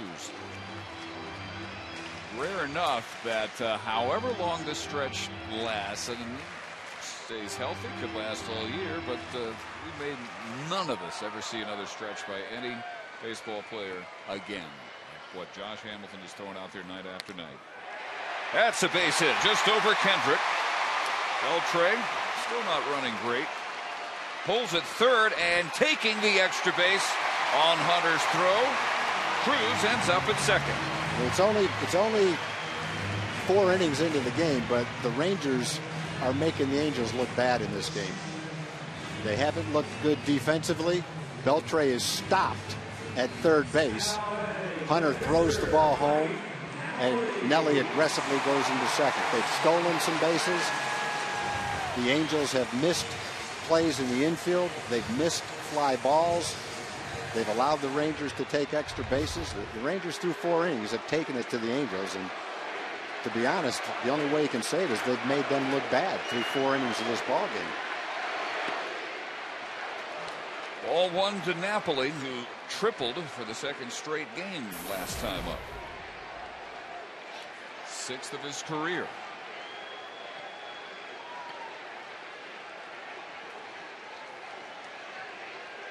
On the road trip, just went 6 for 31, 5 singles, and they tripled yesterday. 1-1. And the other side of baseball is no matter what happens one game, the next day is an entirely different saga. And tomorrow the Angels throw out Jared Weaver, and it just becomes a new day and an entirely different game. But so far through an hour and a half of this game, it's not looked good. So very good for you, Darvish. who has allowed only 2 base hits, struck out 5. Undeterred by almost a 2-hour rain delay. Longer delay for him because Rangers were in the midst of a long inning when the rain hit. Wilson back for a look. And no play, and it's 2-2.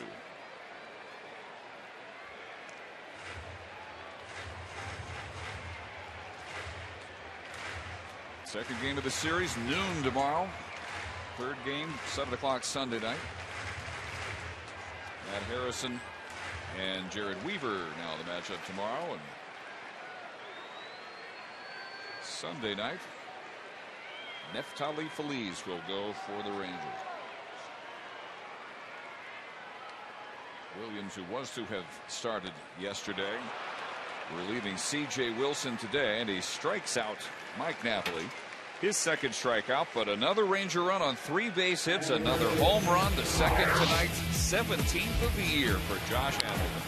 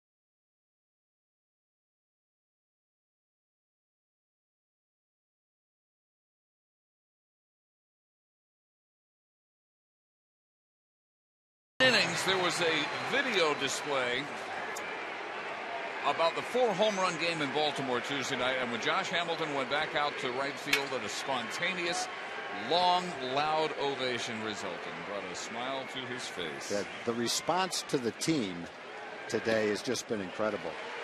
They've cheered for Darvish every step he's taken, the standing ovation for Josh, and the ovation that the team got when they took the field for the first inning of the game was an incredible ovation. So it's really great the way the fans are behind the team right now. Ranger baseball in the air today about as much as maybe it has ever been, certainly for a regular season game. I would agree with that. Anticipation of this pitching matchup, which didn't last long at all. What Josh was listening to and smiling about.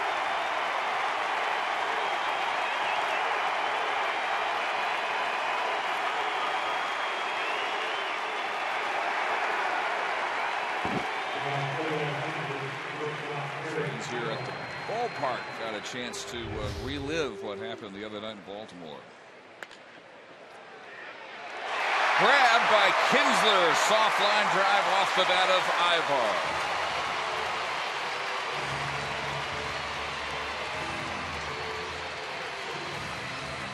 2 more outs, and this is an official game, just in case any more rain heads this way.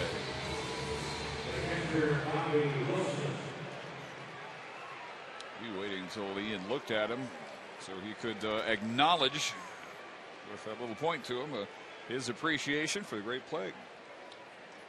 So with 1 out, here is Bobby Wilson. Only trouble spot U has had tonight began with a 4-pitch walk of Wilson after a strikeout of Ibar on 3 pitches in the 3rd, and Mike Trout followed with a home run. 6 of the last 7 retired, only the walk to Kendrick.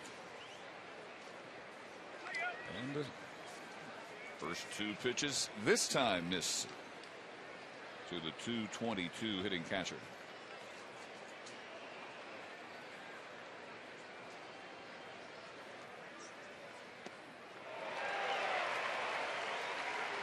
Wilson without a home run, but a home run cut that time. Only 1 run batted in. Not that much action, though. Just 27 at bats in 12 games before tonight. And again, they have lost their frontline catcher, Chris Iannetta, who had right wrist surgery today for 6 to 8 weeks.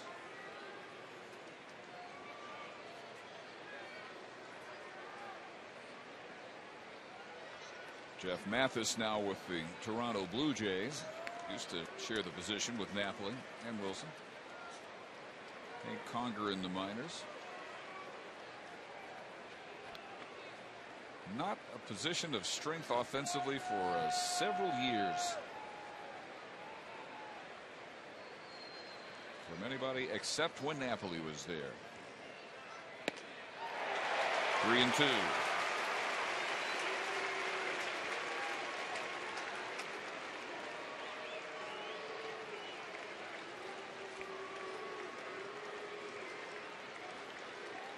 Low water mark for the Angels was April 29th. They were 7-15, and since then they've won 7 of 10 to get within 4 of 500. Nice comeback. Strikeout number 6, out number 2 here in the 5th.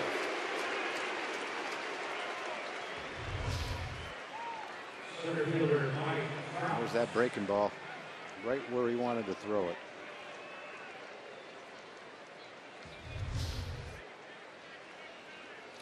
So the total mounts out there. And this is 1 out from becoming an official game. Mike Trout struck out his first time up.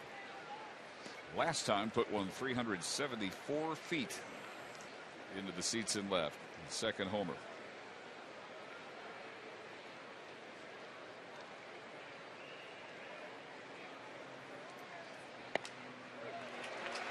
Showing bunt this time, takes a strike.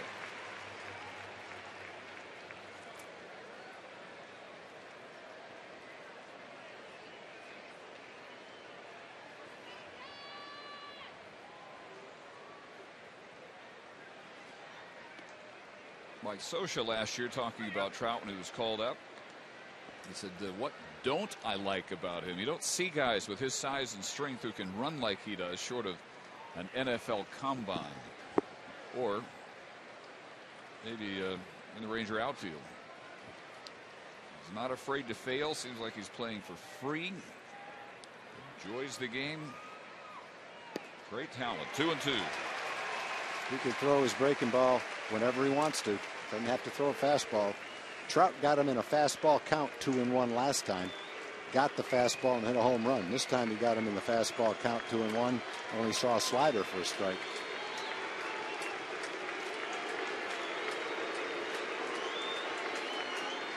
Pitch number 79 for Darvish.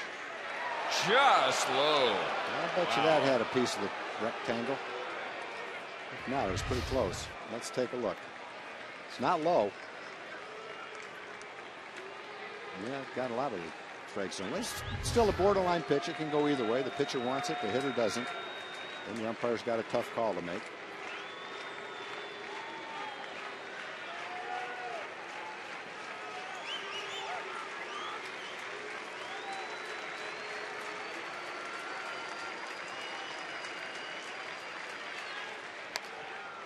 slice foul, and it remains 3-2. Aristeris would be next.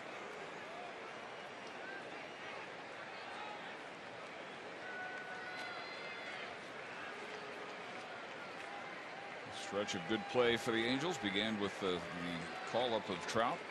8-4 since then. Hammered so far here tonight.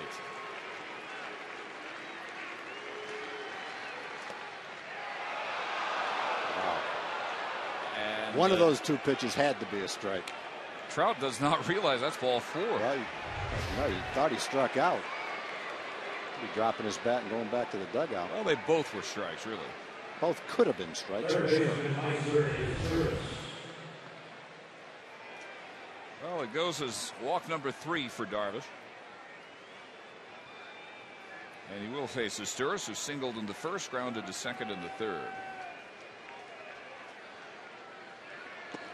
Here goes Trout. The throw is late and in front of the bag. Mike Trout has great speed at 6'1", 220. He's unbelievable. Rangers are going to see him 19 times a year for the next 10 years, and they're going to see some great ball playing by him. He can play, boy. Grounded right back to the mound. And this is an official game. No runs, a man left in the top half of the 5th. 9-2 Rangers.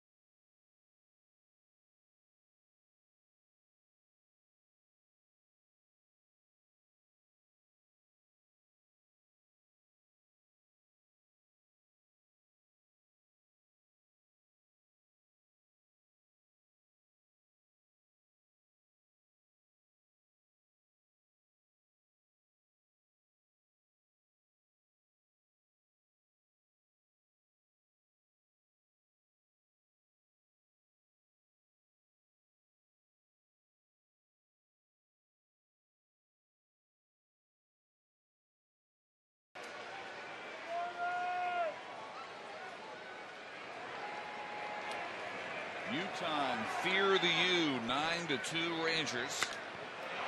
As Mitch Moreland skies the first pitch out to left field, inverted wells. One gone in the Rangers half of the 5th inning, and time for this date in Rangers history. 9 years ago, Rafael Palmeiro becomes the 19th player and second player in 2003 to hit his 500th career home run.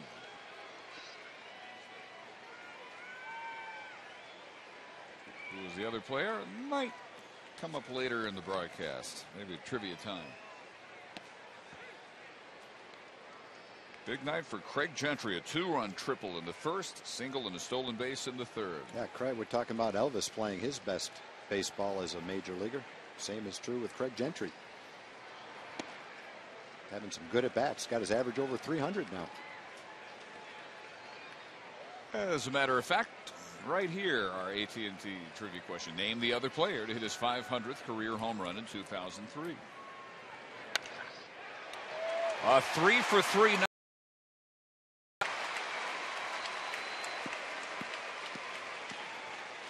He was hitting .316 over his last 16 games. Oh, he's hitting the ball well tonight, too.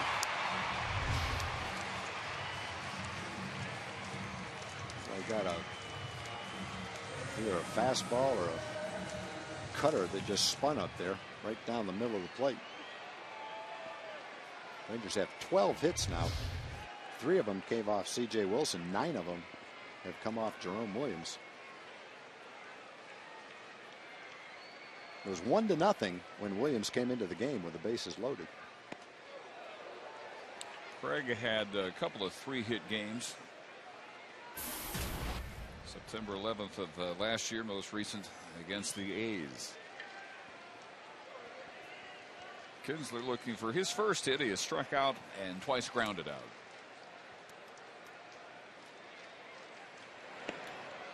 Behind him. He kind of shot a look out at Williams like, really? And there's a warning to both dugouts from Bob Davidson. Well, what's that all about? He really intimidated Ian.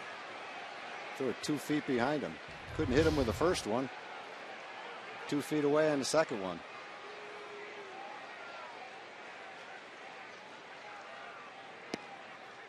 And finally a strike. He hadn't missed many bats, though.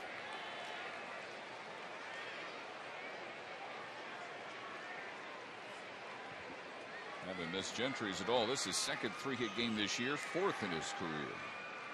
At first with 1 out. And 3 balls in the strike. With Elvis Andrus on deck.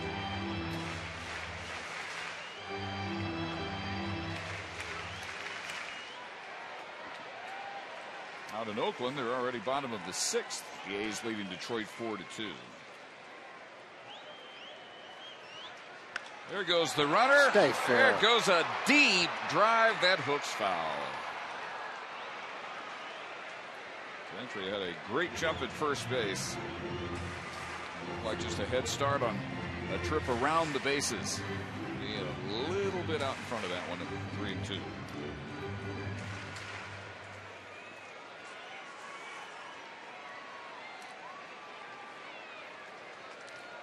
A's 5 back. Seattle now has fallen to 7 games behind as they have lost at New York 6-2. And the Angels looking at an 8-game deficit. You know, the Rangers had a big lead and didn't try to score Beltre on the single to right field when they could have.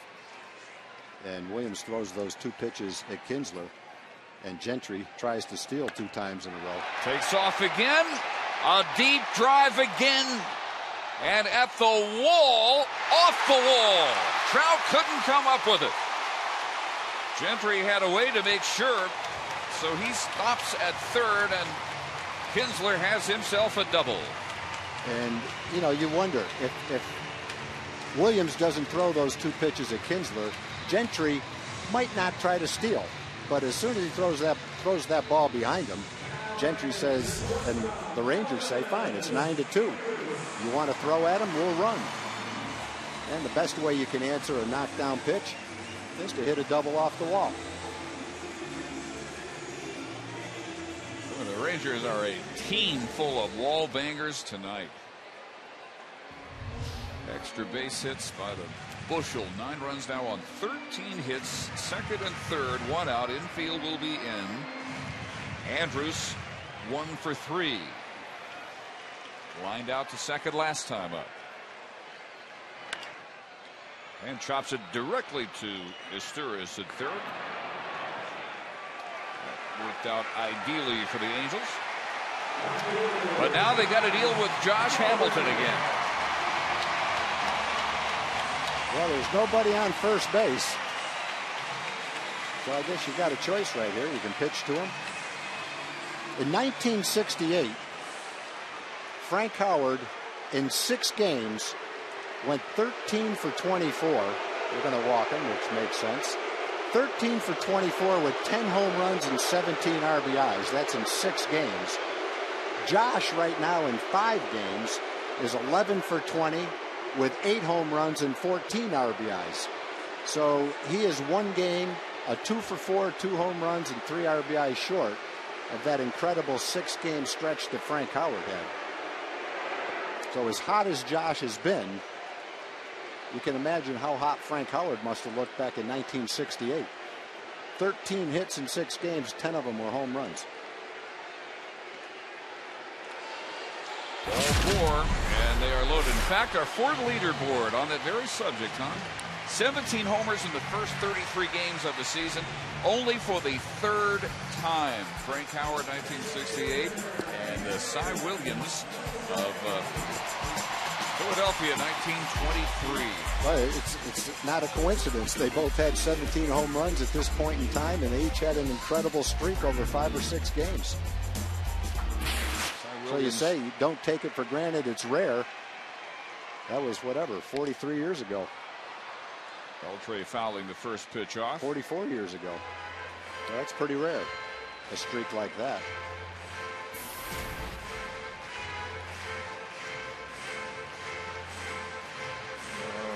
Right at about 90 years since Cy Williams did it for the Phillies.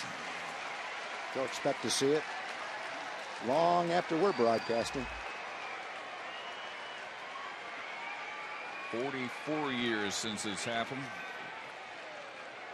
For Hondo, already good night for Beltre. RBI and an infield hit and a run scored in the first and a double in the 4th.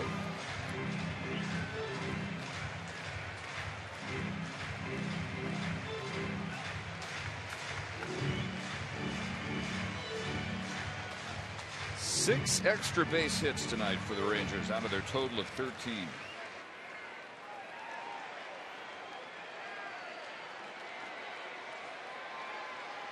2 doubles, 2 triples, 2 homers.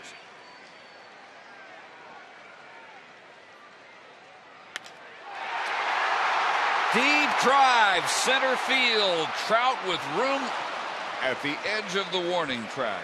And a grand slam bid by Adrian Beltre. So through 5, still 9-2.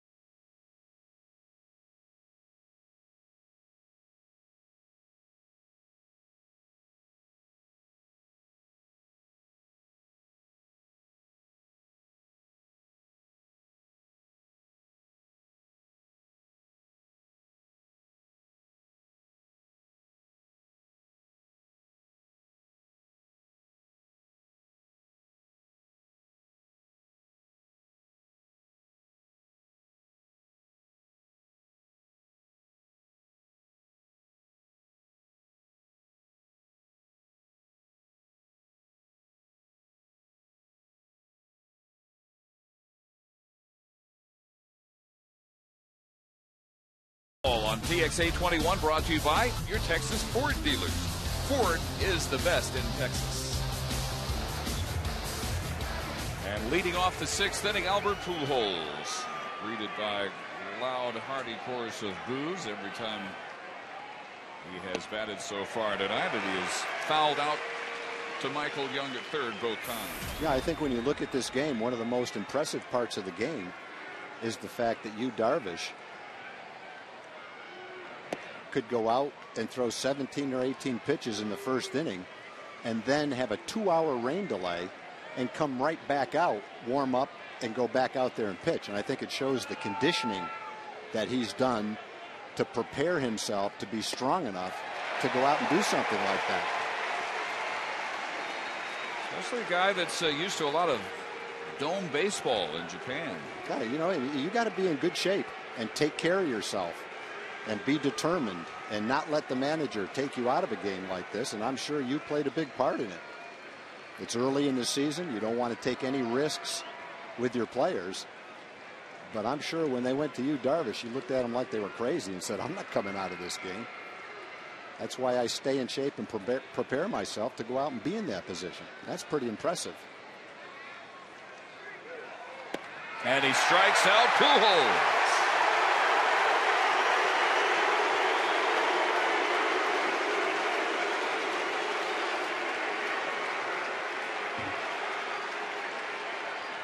Number 7. And the $240 million man is 0 for 3. One out. Here's Torrey Hunter. He struck out his first time up. Last time thrown out on another strong defensive play at third by Young. 0 for his last 20. Let's revisit the last 2 strikes. Look at the movement on that pitch, down and in, and then a fastball up and away. He just waved at it.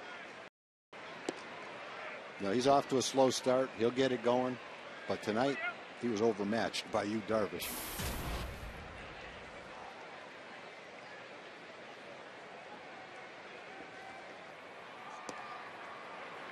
A little bit low. 3 balls and no strikes to Hunter.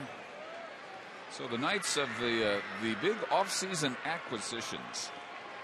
Pujols 0 for 3. C.J. Wilson a third of an inning. 22 pitches, 4 runs on 3 hits and a walk. And Darvish at 91 pitches now still has allowed only 2 base hits. In those 2 pitches, the first pitch to Pujols was a curveball for a strike. Well hit to center, and Gentry at the wall sees it sail out of here and immediately sail right back. But a home run for Hunter, his 5th of the year.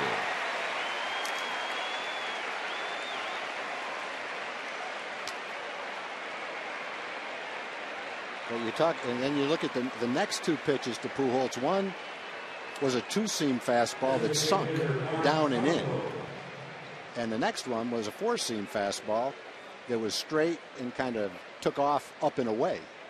2 different types of fastballs. And there's one that probably caught a lot of the plate.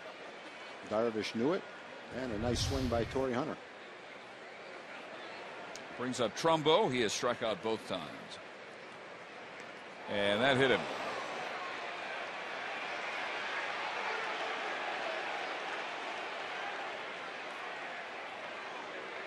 Look, a little curiosity for Mike Scioscia. Both dugouts had been worn, but no way is Darvish trying to do anything along the lines of throw at Mark Trumbo. Why would he? He's at 9-3. He's trying to rack up outs. But he's now at 93 pitches, and out comes Ron Washington.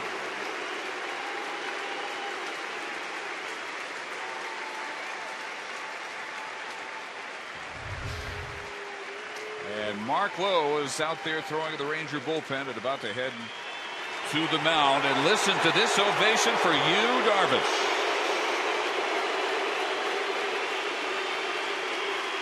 Again, the impressive part about that is he pitched into the 6th inning after a 2-hour rain delay, went out and threw 93 pitches. And allowed only 3 hits, 2 of which happened to leave the park. 2-run homer by Trout in the third, the blast by Hunter. And he leaves a 9-3 game.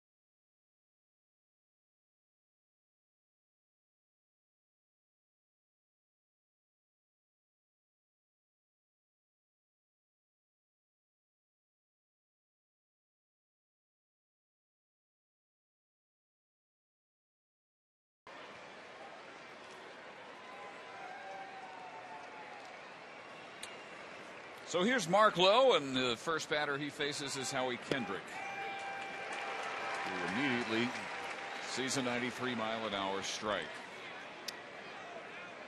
The reception back in the dugout for Yu Darvish. 93 pitches, 57 strikes, 5 1/3 innings. 3 runs, 3 hits, 7 strikeouts. He walked 3. Trumbo his responsibility at first.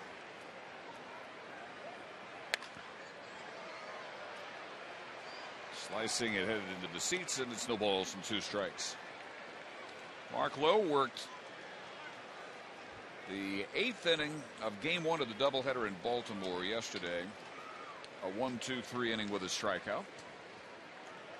Continuing his outstanding start. 5 scoreless innings his last 5 games.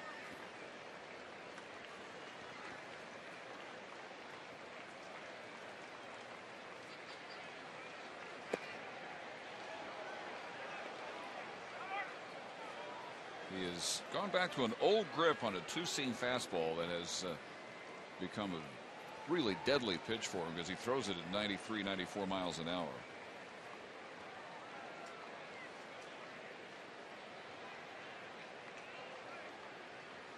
Second full season with the Rangers. Came over from Seattle, of course, in the Cliff Lee deal.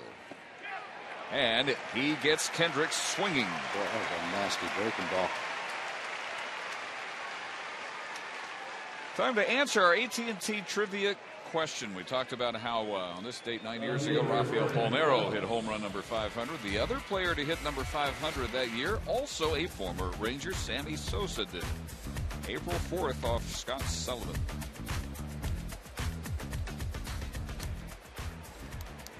Palmeiro, of course, would also surpass 3,000 career hits. Vernon Wells has twice flied out to right field. Chops it to his best friend, Michael Young. Long throw dug out by Moreland. Mark Lowe gets 2 quick outs. And through 5 1/2, it's 9-3.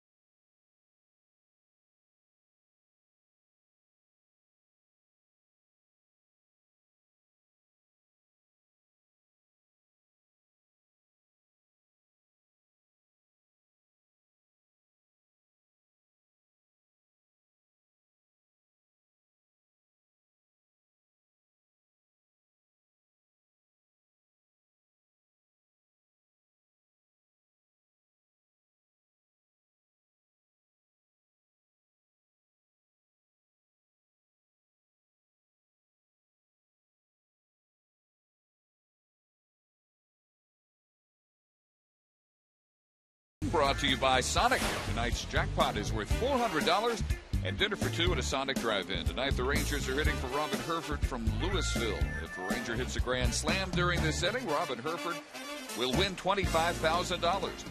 You can register at any participating Sonic restaurant. Young Cruz in Napoli in the Rangers' sixth. Jerome Williams now at 90 pitches, 59 for strikes. Michael walked and scored in the first. Since then, he has struck out and grounded to third. A high pop up here as Pujols drifting into foul territory for the out.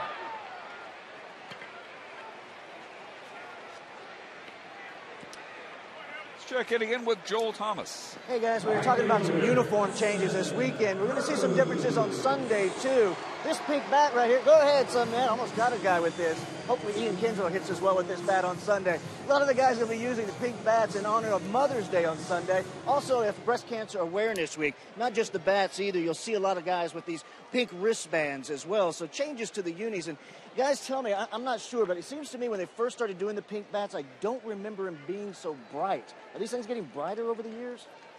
Sure looks like a different shade. They were a lighter pink, I think, Joel. Yeah, I agree with you. Well, I'll get this one back. Ian's going to be needing it on Sunday, so.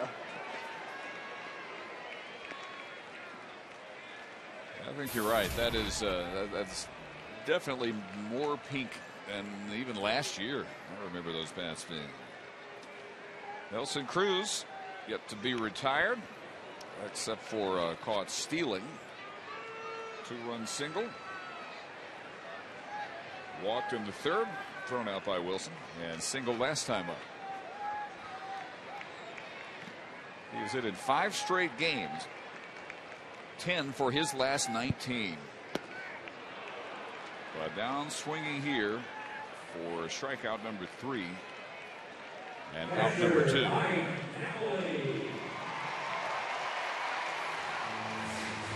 Mike Napoli also a strikeout victim of Williams last time up. Before that, he tripled and scored in the third. And reached on the fielder's choice in the first.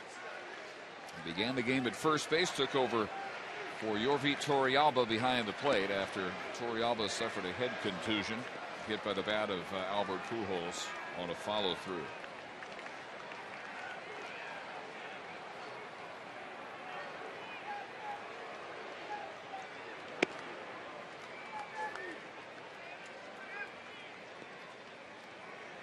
Crowd tonight, 48,201, the 7th consecutive sellout here at the ballpark, extending the Rangers club record streak. And the next 2 will add to that streak as well.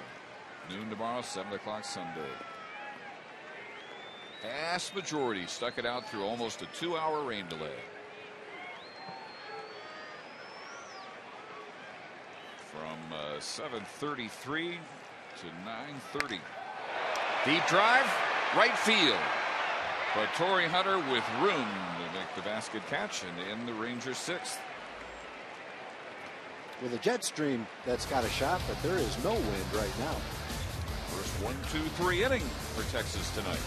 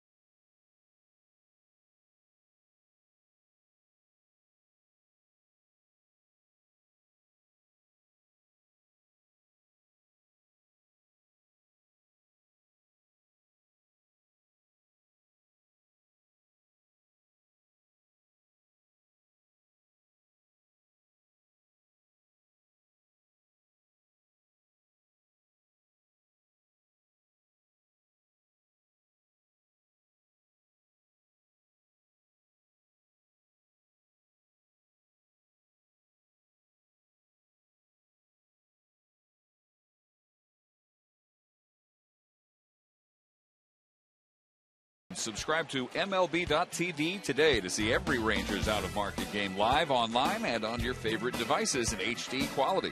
Visit TexasRangers.com to order and get more details. MLB.tv, baseball everywhere.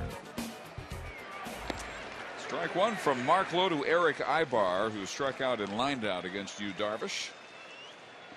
Relieved by Lowe last inning, and Mark struck out Howie Kendrick. Got Vernon Wells to ground out. Ibar, Wilson, and Trout here in the Angels' seventh. And a pop-up right about where Elvis Andrus was already playing him. Ibar 0 for 3. And Mark continues to throw the ball really well. 3 up, 3 down with a strikeout. Thrown 7 pitches, 6 strikes. 4 of those 7 were the strikeout of Kendrick. And Mark's pitched 11 innings now with 13 strikeouts and only 2 walks. Pretty good common theme for the guys out in the bullpen. Good number of strikeouts and low number of walks. Bobby Wilson walked and scored in the third on the Mike Trout homer. Got ahead of the count in the fifth, but Darvish came back to strike him out. The Ranger bullpen in the last 7 games, pretty untouchable.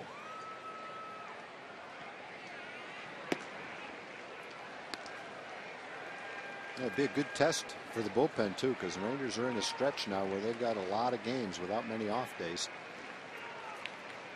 And Scott Feldman will have a spot start. That's the long man. So you're going to go a while without a long man. It's going to be up to the starters to step up and pitch deep into the games. Big contrast between these bullpens. The Rangers surpassed Baltimore's and start the series with the best collective ERA in the league at 2.07. They are 5-3 with 9 saves. The Angel bullpen is 11th in the league. Their ERA 4.32. They're 0-6 with 4 saves. And they've already had to make a change at closer. Jordan Walden replaced by Scott Downs, who is listed day to day. Well, they picked up in a trade Ernesto Frieri from San Diego, and this kid has a really good arm. If you count in San Diego and in with the Angels, he's pitched 14 1/3, struck out 24 batters. So that was a great pickup. Exactly what they needed. Depth in their bullpen, quality depth. Young, 4 up, 4 down against Mark Lowe. 2 ground outs to third. Strikeout pop up. Yeah, good combination. 4 outs on 12 pitches. You can pitch frequently and a lot of innings out of the bullpen when you keep your pitch count down. It's those innings where you throw 27 pitches that makes it tough for the manager to come back to you the next day. But you go out and throw an inning and 2/3 and throw 15 pitches and have no problem coming back the next day. That's pretty much what the Ranger bullpen guys have been doing, getting outs with a minimum amount of pitches. Scott Downs has not pitched since suffering a left knee contusion in the 9th inning on Sunday. He has had 2 save opportunities after taking over when Jordan Walden was relieved from the closer duties, and Downs has recorded both saves. Walden lost the job after just 3 appearances, blowing a save April 26th at Cleveland. Walden Gary Akuta made the All-Star team last year as a rookie. But the Angel bullpen is a mass of questions. And Mike Scioscia goes to it. Most of the time he's just hoping. He's not really sure what's going to happen. And completely different feeling for Ron Washington. His bullpen has given him no reason to expect anything other than excellence. That's what they keep delivering night after night.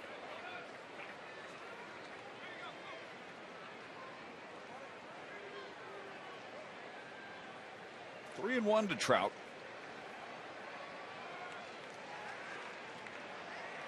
Angels have been retired in order only once so far.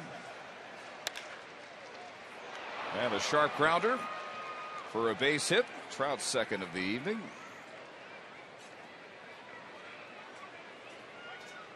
And that brings Mike Maddox out.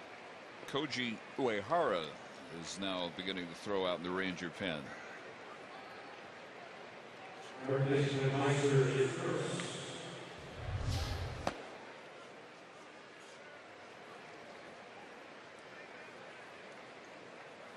Just enough to the left of Michael Young.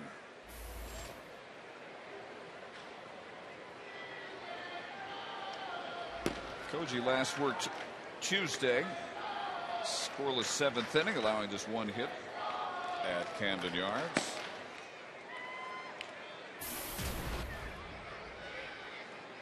Mycera singled in the first. Since then, he's grounded to second and to the mound.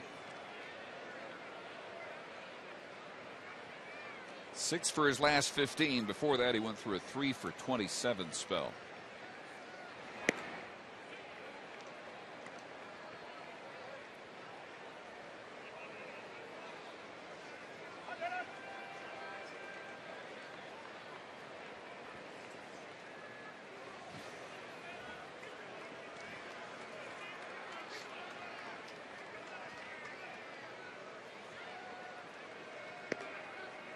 Again, missing high, 2 balls and no strikes. Mycera, 31, switch hitter from Venezuela.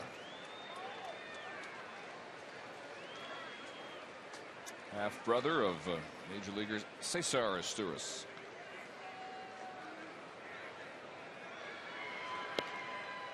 And that's down the middle for a strike.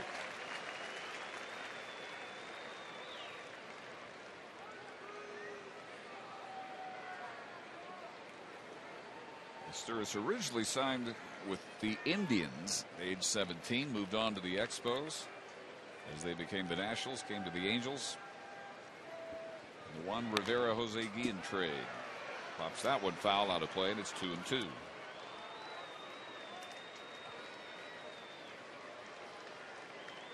Nine runs, 13 hits, no errors, 7 left for the Rangers. 3 runs on only 4 hits, 1 error, and 4 left for LA. There's only 1 error for the Angels, but there's a couple of other balls that could have been played, I thought.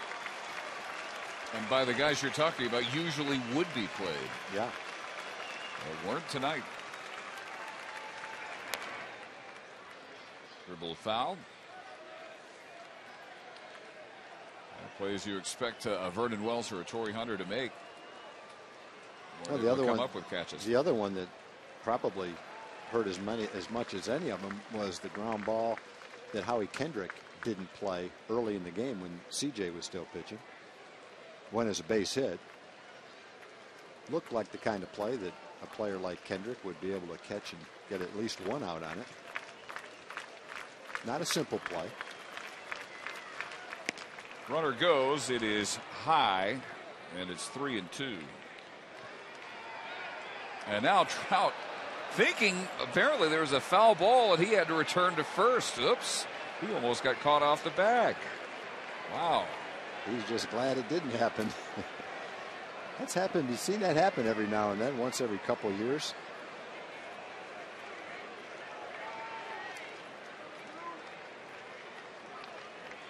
Takes second on indifference. And what's he thinking here? Someone must have yelled at him, because I don't think he saw anything. He had his head down. All of a sudden, something got his attention. Possibly Alfredo Griffin. Yeah, either that or Dino Ebel at third base. Just wonder if he heard the ball slam into Napoli's mitt and somehow thought it was a foul ball. Yeah, I don't know.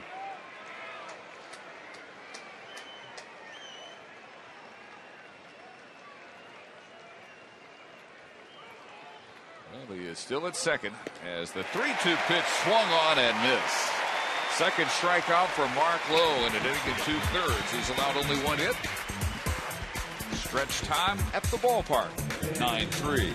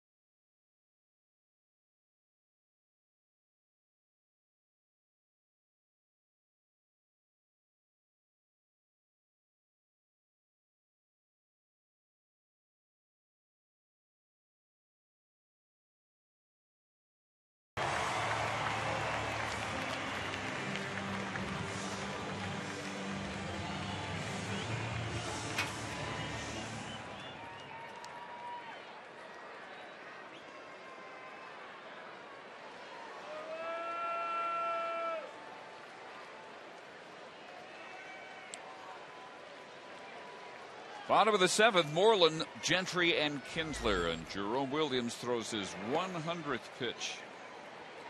He has saved their bullpen after C.J. Wilson did not come back after the nearly 2-hour rain delay after lasting just a third of an inning. Charged with the first 4 of these 9 Ranger runs. Deep drive right field. Torrey Hunter looks up. It's off the facing of the upper porch. Home run, Moreland.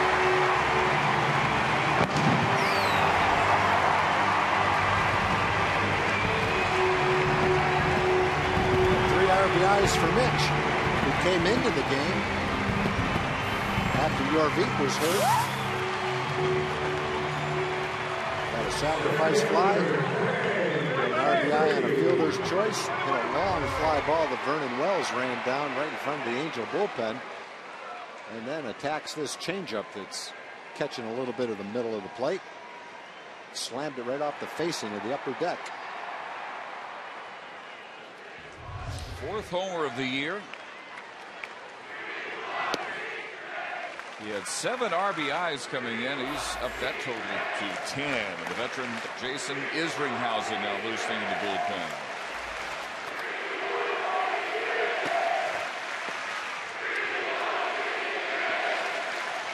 Two balls and no strikes.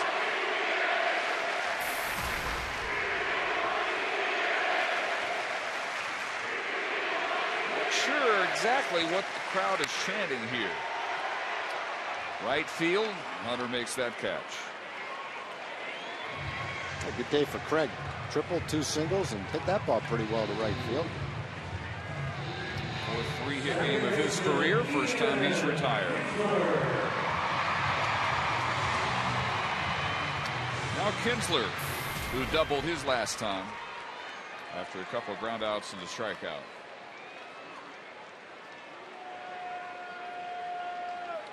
.402 feet on the blast by Mitch Moreland.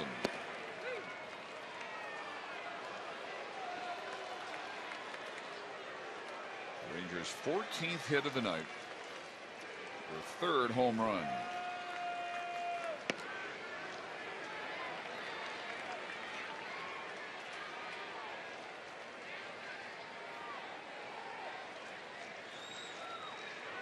seventh extra base hit.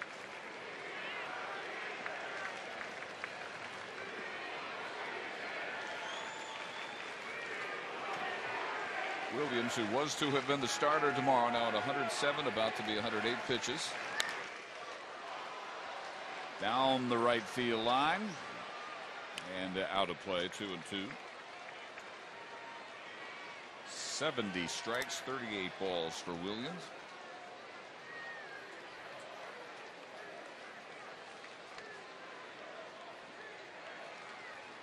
Looking like the Rangers' lead over the A's will remain 5 games because they are pouring it on the Tigers. Now the 8th inning, 11-2 out in Oakland.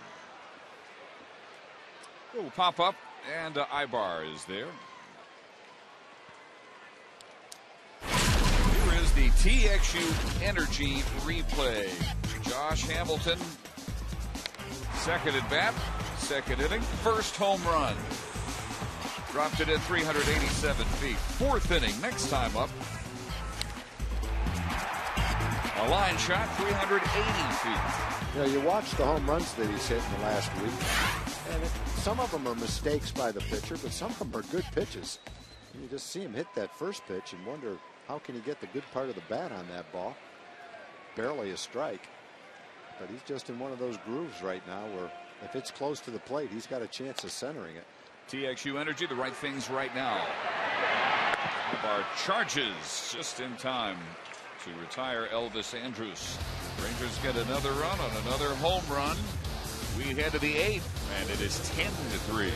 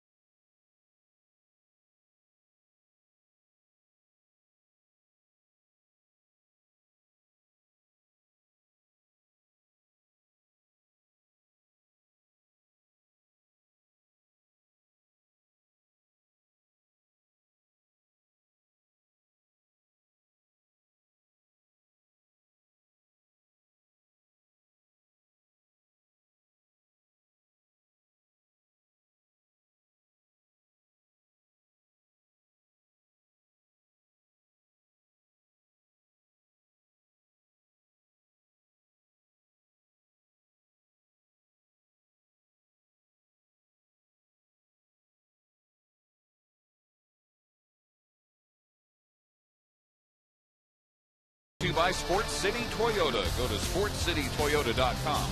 We'll deliver anywhere in Texas. Koji Uehara on for the 8th inning. First pitch, a strike to Pujols, who has fouled out twice and struck out. Solid numbers for Koji. Throwing the ball well. 11 strikeouts, no walks. Gave up a couple of home runs early. Making a lot of good pitches lately. A couple of fastballs, one taking. Threw that 89 mile-an-hour fastball right by Pujols. Now he's got to worry about the splitter. That's been a good pitch for him the last 4 or 5 times out. Check swing roller. And Koji covers, easily beating Pujols to the bag. Taking the toss from Moreland. Here is the Toyota Trucks on the road American League Baseball scoreboard. Baltimore 4-3, a win for Darren O'Day, who improves to 3-0. New York beat Felix Hernandez 6-2. Boston beat Ubaldo Jimenez 7-5. Chicago shuts out Kansas City. Minnesota leading the Blue Jays in the 7th, and Oakland piling it on Detroit in the 8th out west. Save huge on a new 2012 Tundra at your local Toyota dealer. Torrey Hunter is struck out, grounded out, and homered.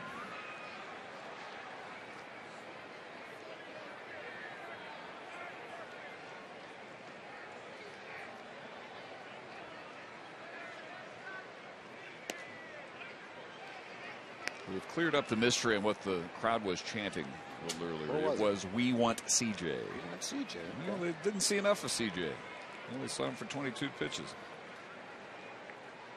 Rangers saw enough to get a lead that has just steadily grown as this game's gone on.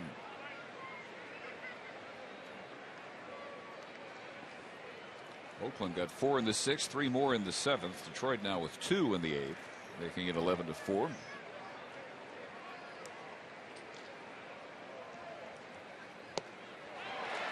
A split. 2-2.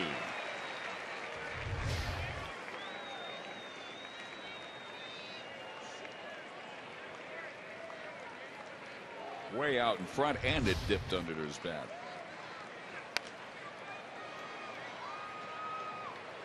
Koji has a club record streak now, 28 consecutive games without a walk, covering now exactly 25 innings. And he owns 2 of the 9 longest American League streaks of walkless outings since 1918. He had a 36-game streak from July 2010 to April 2011 with the Orioles. This foul pop chased by Napoli just drops over the screen.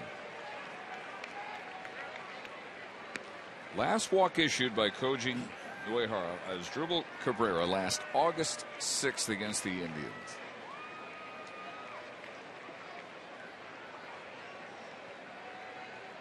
More recently, he had a streak of 18 straight batters retired before Robert Andino got a single in the 7th on Tuesday. And a strikeout of Torrey Hunter for out number 2, the Angel League. Koji continues a nice streak of pitching. Throwing the ball a lot like he did with the Orioles right now for the Rangers. Good movement on that fastball. Tailed in on Hunter's fists. See where it ended up. Barely touching the strike zone. He's got better location, better movement on his fastball, and a much better split that he's keeping down. Doing a good job of throwing the ball where he wants to right now. Mark Trumbo has not put a ball in play tonight. He struck out twice. Was hit by the final pitch Darvish threw. That was with 1 out in the 6th.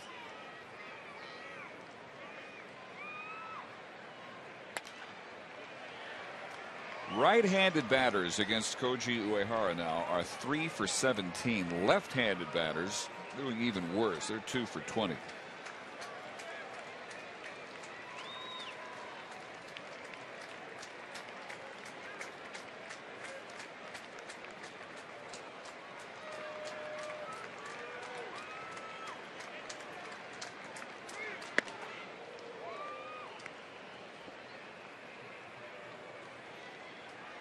Trumbo started the day hitting .293.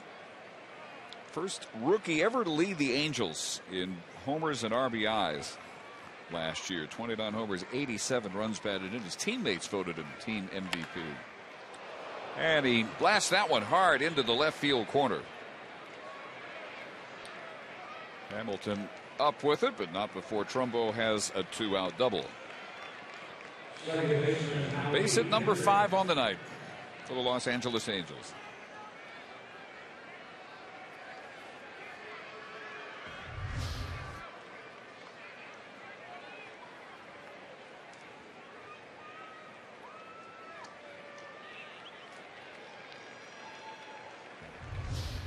So with 2 outs and Trumbo at second, Howie Kendrick the batter. He's fly to right, walked and struck out.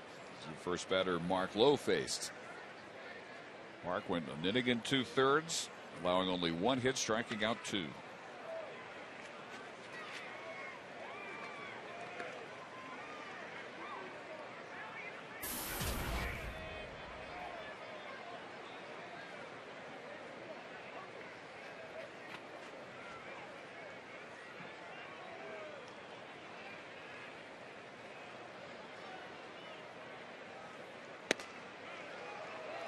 Checked his swing, and Bob Davidson says it was inside. Ball and a strike.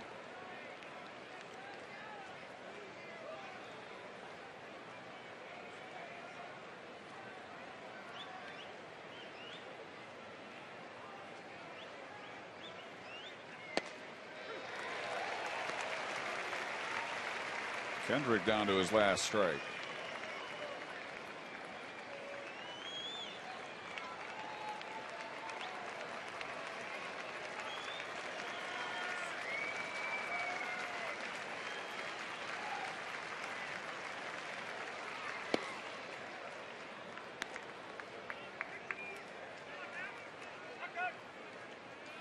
Howie Kendrick, a 10th round pick, 2002, out of St. John's River Community College in Florida, native of Jacksonville.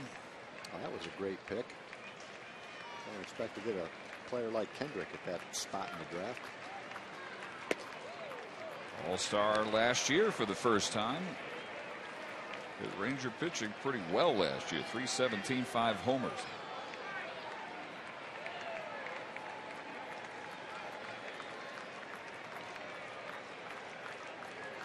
A new contract.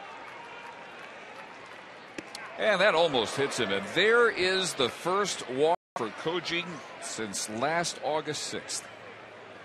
25 1/3 inning streak comes to an end.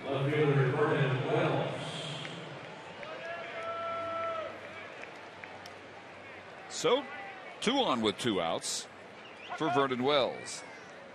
He's 0 for 3. He's flied out to right field twice and grounded to third.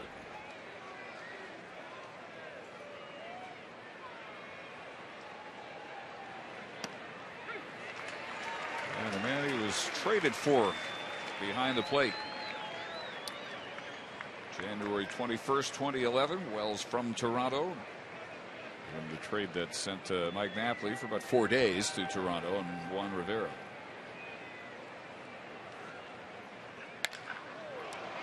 Another fly ball to right field. And for the 3rd time tonight, Wells is retired by Cruz. No runs on a hit, a walk, 2 men left. To the bottom of the 8th, 10-3 Rangers.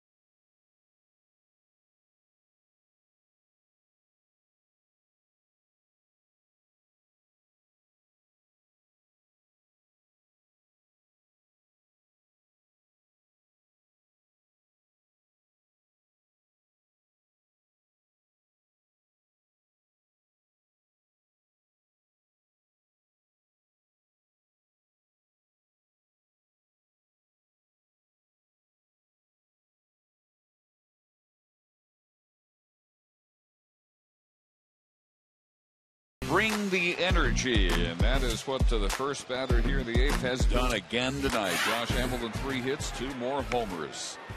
First pitch from Jason Isringhausen is fouled off.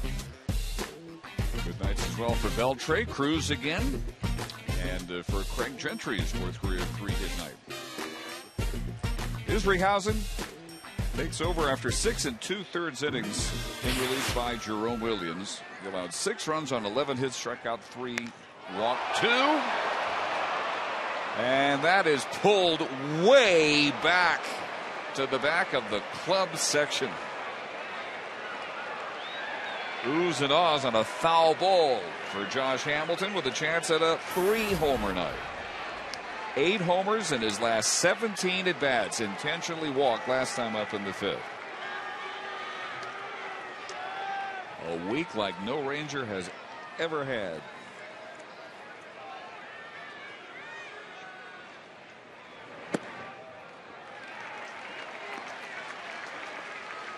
Now facing Isringhausen.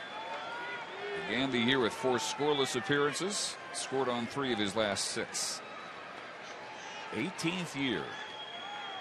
First with the Angels, and it's 2-2. Isringhausen originally signed as a minor league free agent February 22nd. Made the 40-man roster late March.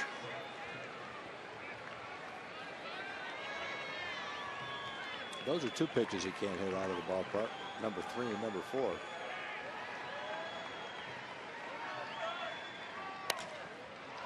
Grounder. Flag down behind the bag. Sturris and the throw just in time ahead of the eye by Hamilton. Beautiful play. Diving play. Had to get up quickly to make the throw. Here are the Texans Khan Academy runs for kids. Just time for the first inning. 6 runs on 5 base hits. And 1 error. Right off the car, not the kid. Big 2-run triple by Gentry. Included in there. Here's Beltre. Got an RBI to infield hit in the 1st and a double in the 4th.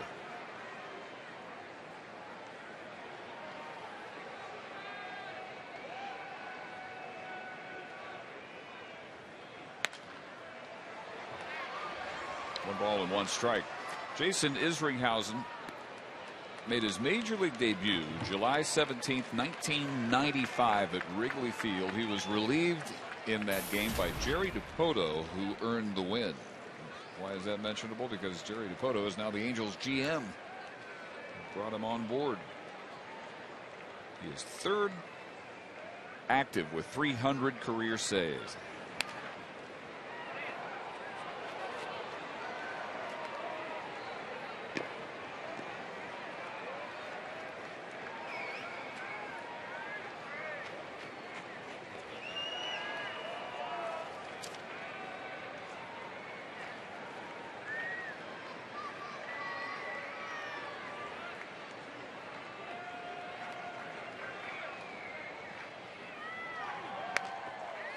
Down on a knee again, Adrian Beltre.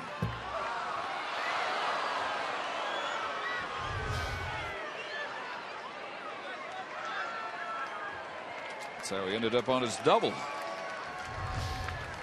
Well, that's not a recommended batting swing for a youngster. It works for Adrian, but I don't know. You got to be pretty talented just to be able to make contact and go down on one knee like that.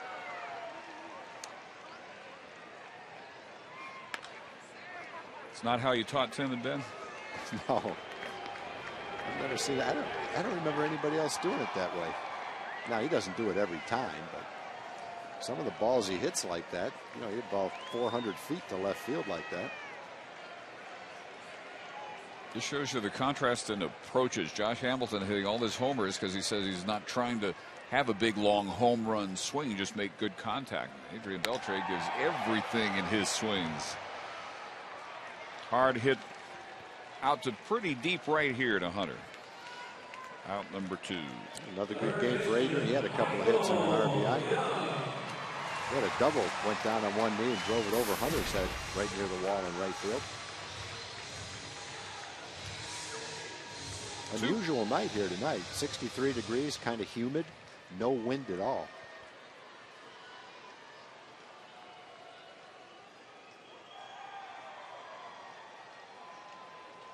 But how great that we were able to get the game in after rains hit at 7:33.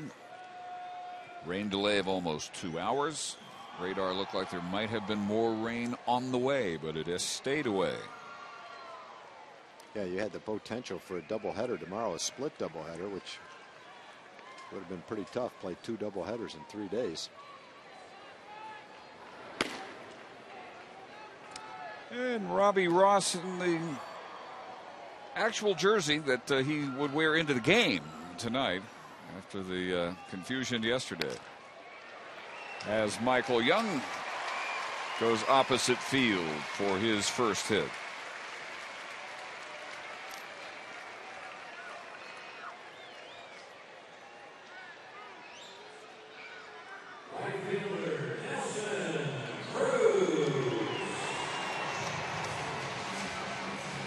So Isringhausen will face Cruz, who's had a productive night again. 2-run single in the first. On the first pitch, Jerome Williams threw a walk, a single, and a strikeout.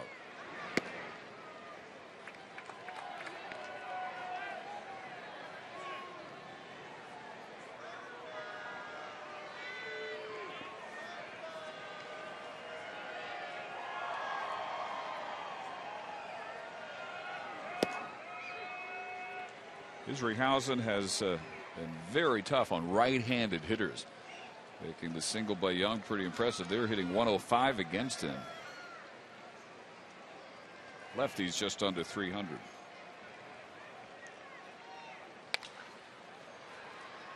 That will find the seats.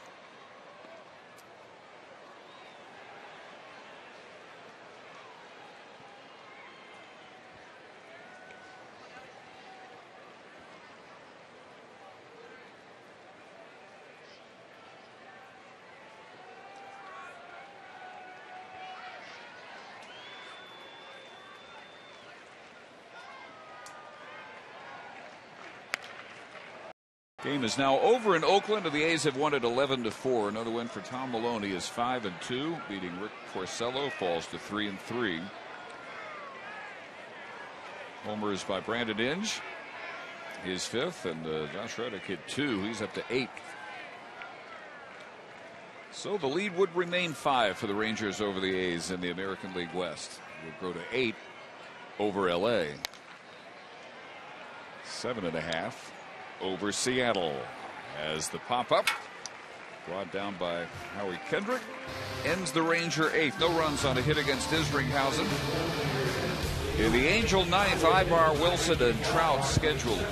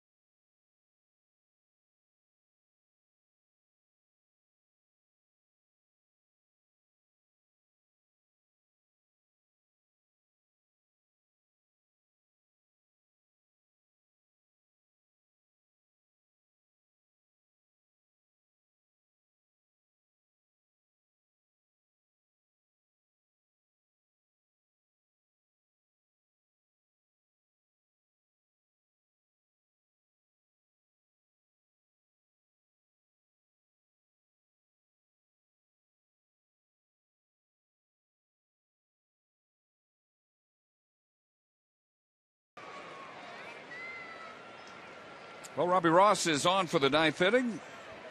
And first up, Eric Ibar. First pitch grounder. Michael Young's off balance throw is right on target. And our Honda flashback moment. The start for Yu Darvish, who stayed in after the nearly 2-hour rain delay, went 5 of the 3rd innings, allowing 3 runs on only 3 base hits, 7 strikeouts. He walked 3 through 93 pitches. Check out the really big sales event now at your Honda dealer. As Yu is 2 outs away from improving to 5-1.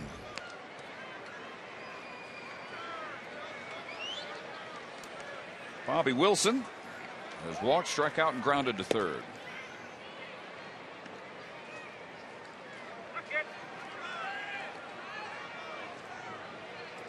Bobby Ross caught forgetting to change jerseys between games of the doubleheader in Baltimore yesterday. But it was Hoggy to the rescue.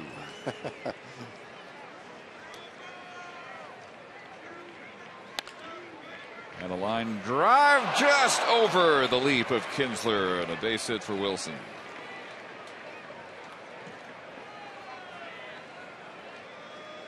Center fielder Mike Trout. Sliced this ball. Looked like Ian was going to catch it. No, just got over his glove.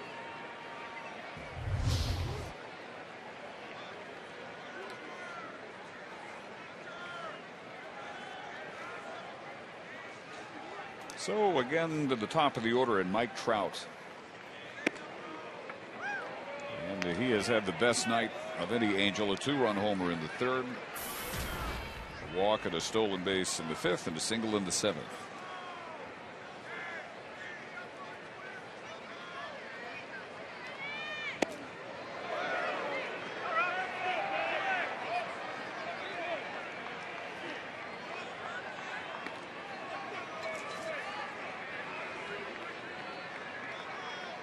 Robbie Ross, 4-0.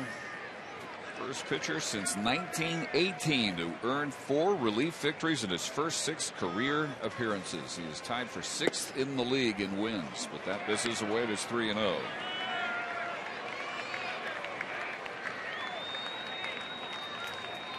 Mark Lowe went an inning and 2/3, allowing only 1 hit, striking out 2.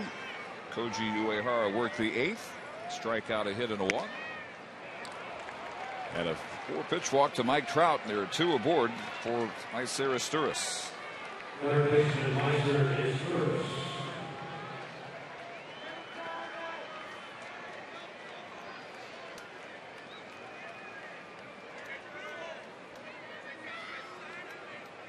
Esteuras 1 for 4. Single in the 1st. Since then, 2 groundouts and a strikeout.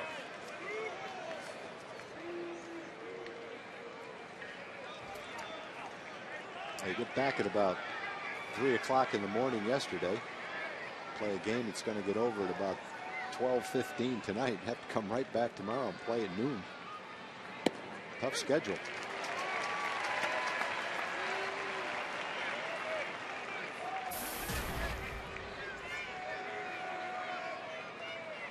This is a well-rested Angel team here all yesterday and an off day. A chopper to Young.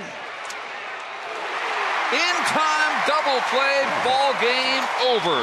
That's some kind of double play right there. Ian had to jump over the runner trying to break up the double play and still turned it.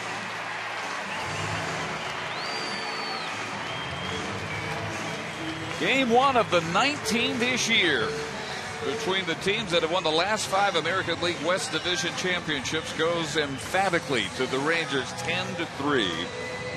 On another big night for Josh Hamilton, 3 hits, including his 16th and 17th home runs, his 8th home run of the week. That was a good game all the way around. Ranger bats answered the call. Yu Darvish answered the call. The bullpen came in. They played good defense. Just a good all-around game. This is a terrific double play. Long throw to second. And Ian has to jump over the runner and still gets enough on the throw to get his tourist at first base. Didn't think they'd have a chance to turn a double play on that play, but Michael and Ian did it. And Darvish goes to 5-1. Great start to the season for him. Nice win for the Rangers. First game of 19 against the Angels. The Rangers come out on top. Well-played game for them. So the Rangers improved to 22-11.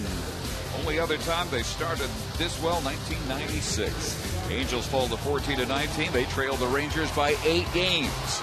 We'll have more